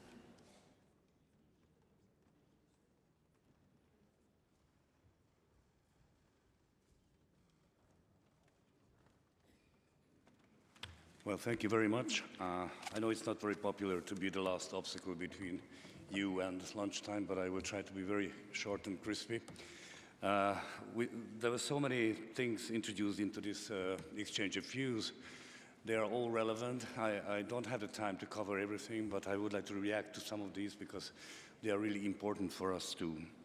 So first of all, I think it was the European Parliament's representative who raised the rule of law and the importance of fundamental rights. This is all important for all of us. There is no difference on that. Sometimes the problem is that there is no definition of what is rule of law. And there are individual national solutions legally in each and every system. So I think we have to take into account that those individual specialties in the different countries. But we all base our activity and our policies on the treaties, and I think that's the baseline for everybody. Now, the Belgian representative mentioned the small countries, yes, and also Malta, I think. The small countries have to be careful in this game because the EU needs renewal, that's clear, but that renewal should not diminish or limit the rights of individual member states because the EU is based on the sovereign equality of the member states, clearly. We agree with the idea that Montenegro could become a good example for all the other candidate countries. Small is beautiful, that means it's easy to integrate. And I think we should demonstrate this good example through Montenegro's earliest accession to the Union. Now, yes, the German representative mentioned that the Georgian law on transparency is a problem, and it was mentioned by other colleagues too. We have a slightly different view on that because, I mean, this law is about protecting the country's electoral system against external intrusion or interference. I think that's a legitimate thing. The way how you do that can be disputed. But to have more transparency in the area of foreign support, foreign interference with the elections, that's important. And in many other areas, Georgia is a frontrunner if you compare it with other candidate countries. So I think we should not focus this debate only on this single issue because it's not fair with Georgia. We should look at the whole picture and then continue the accession process also with Georgia. It was anyway a mistake not to invite Georgia at the same time together with Moldova and Ukraine, because, I mean, they are in the same group geographically. Croatian representative mentioned the gradual integration. Yes, we agree with gradual integration because it makes easier for the candidate country to get involved. It gives a lot of benefits, or will give a lot of benefits to these countries. And it also prepares the Union better for the absorption of the candidate countries and of the absorption of the new member states. And I think because of that, it's a good idea. There's only one thing, one reservation. Gradual integration should not be an excuse for not integrating fully the candidate countries. And I think that's equally important. I agree with one of the Italian interventions that we have to listen to the candidate countries, we have to meet the candidate countries, we need to have a better understanding of these countries, and then I think we can do more together and we can be more successful in the enlargement process. I refer to the intervention of Mr. Péter Balassa, who is an opposition member of the Hungarian parliament, and I think his intervention was a very good proof of how large and how wide the consensus in the Hungarian political life is about enlargement. And I think that's also important because at the end of the day, it will be the national parliaments who will decide upon the candidate countries, and we will need the support of each and every member state's parliament.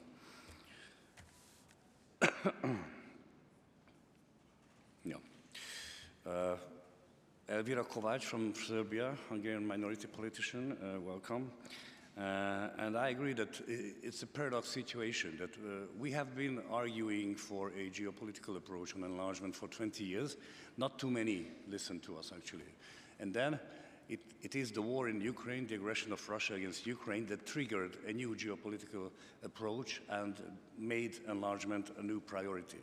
I think this should have happened much earlier, but now at least there is a focus on enlargement. We welcome that. And it's also very important that performance is rewarded by us. As I said in my intervention before, it's a merit-based process, so we have to open that cluster 3 with Serbia. On the Turkish interventions, clearly we need equal treatment. That's why Turkey is here, and we try to engage Turkey during our presidency because we have to listen to everybody who has a candidate status. And I hope that Turkey too can make progress on the path of enlargement. I listened carefully to Madame Klimpusz-Klimczak's intervention from Ukraine. I think it's important that the EU has to look at how it can absorb the new member states and what will be the institutional and other effect of enlarging. And everybody, of course, has to be prepared, so everybody has to be able to perform on the conditionality. We are looking forward to that. That's why Hungary supported the candidate status for Ukraine, although you are under aggression, you are in a war, but still it's without example to have a candidate country in such a situation. But Hungary supported your candidate status, and we also supported opening accession talks, and we also supported accepting the negotiating framework. So there we are now. I think now it's up to Ukraine to make progress in the future. We hope Macedonia can do the next steps too. And Hungary is supporting you not only in communication but also in deeds and in practice. By the way, we Hungarians have sent ambassadorial level experts to each and every candidate country in the Western Balkans to support, to be embedded into the relevant ministries and to support the local experts and the local politicians in their preparation for membership. And I think that's a good example for others too. And finally, I will close my remarks here. I apologize if I couldn't reflect to each and every intervention and each and every thought, but I think it's time to have lunch. And welcome once again, and thank you for this very interesting exchange of views. Thank you.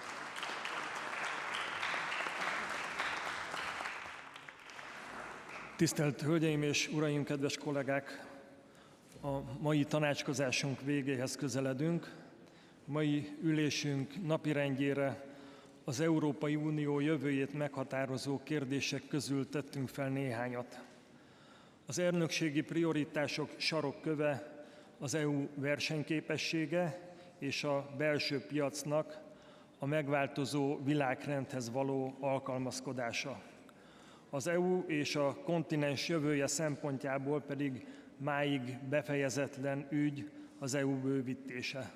Nagy kérdés, hogy a következő Európai Bizottság mandátuma alatt sorra kerülhet-e új tag vagy tagok belépése, illetve hogy bővülhet-e végre a schengeni övezet. Mindenesetre Várhelyi Olivér biztos mindent megtett az elmúlt években az érdemalapú és lényegi előrehaladás érdekében ezek ügyekben. Két prioritás már önmagában alátámasztja az elnökségi mottónkat, amely szerint tegyük nagyjá Európát. Ez egyszerre jelenthet gazdaságilag erősebb és ellenállóbb Európát és több tagállamot is. Még egyszer megköszönöm előadóinknak, hogy vállalták a személyes részvételt, és külön köszönöm a COSAC delegációknak, képviselőtársaimnak, hogy személyes jelenlétükkel megtisztelték ezen nyitó parlamenti elnökségi rendezvényt. A párbeszéd és a dialógus mindig a legjobb eszköz, különösen nehéz időkben. Ahogy egy magyar közmondás mondja, a mosoly a legrövidebb út két ember között. Bízom benne, hogy képviselőtársaim budapesti tartózkodása hasznos és emlékezetes pillanatokban is bővelkedik, és jó szívvel gondolnak majd vissza az itt töltött időre. Bejelentem, hogy a 72. COSAC plenáris ülésre 2024. október 27 és 29 között kerül majd sor, szintén itt az Országházban, 3 hónap múlva, tehát újra találkozunk. Egyúttal szeretném megköszönni a tolmácsok és a munkatársaink segítségét, munkáját a mai találkozó előkészítésében és lebonyolításában. Végül pedig tisztelettel invitálom Önöket a közeli vadászterembe, ahol büfé ebéddel szolgálunk. Jó étvágyat kívánok mindenkinek, Isten áldja Önöket!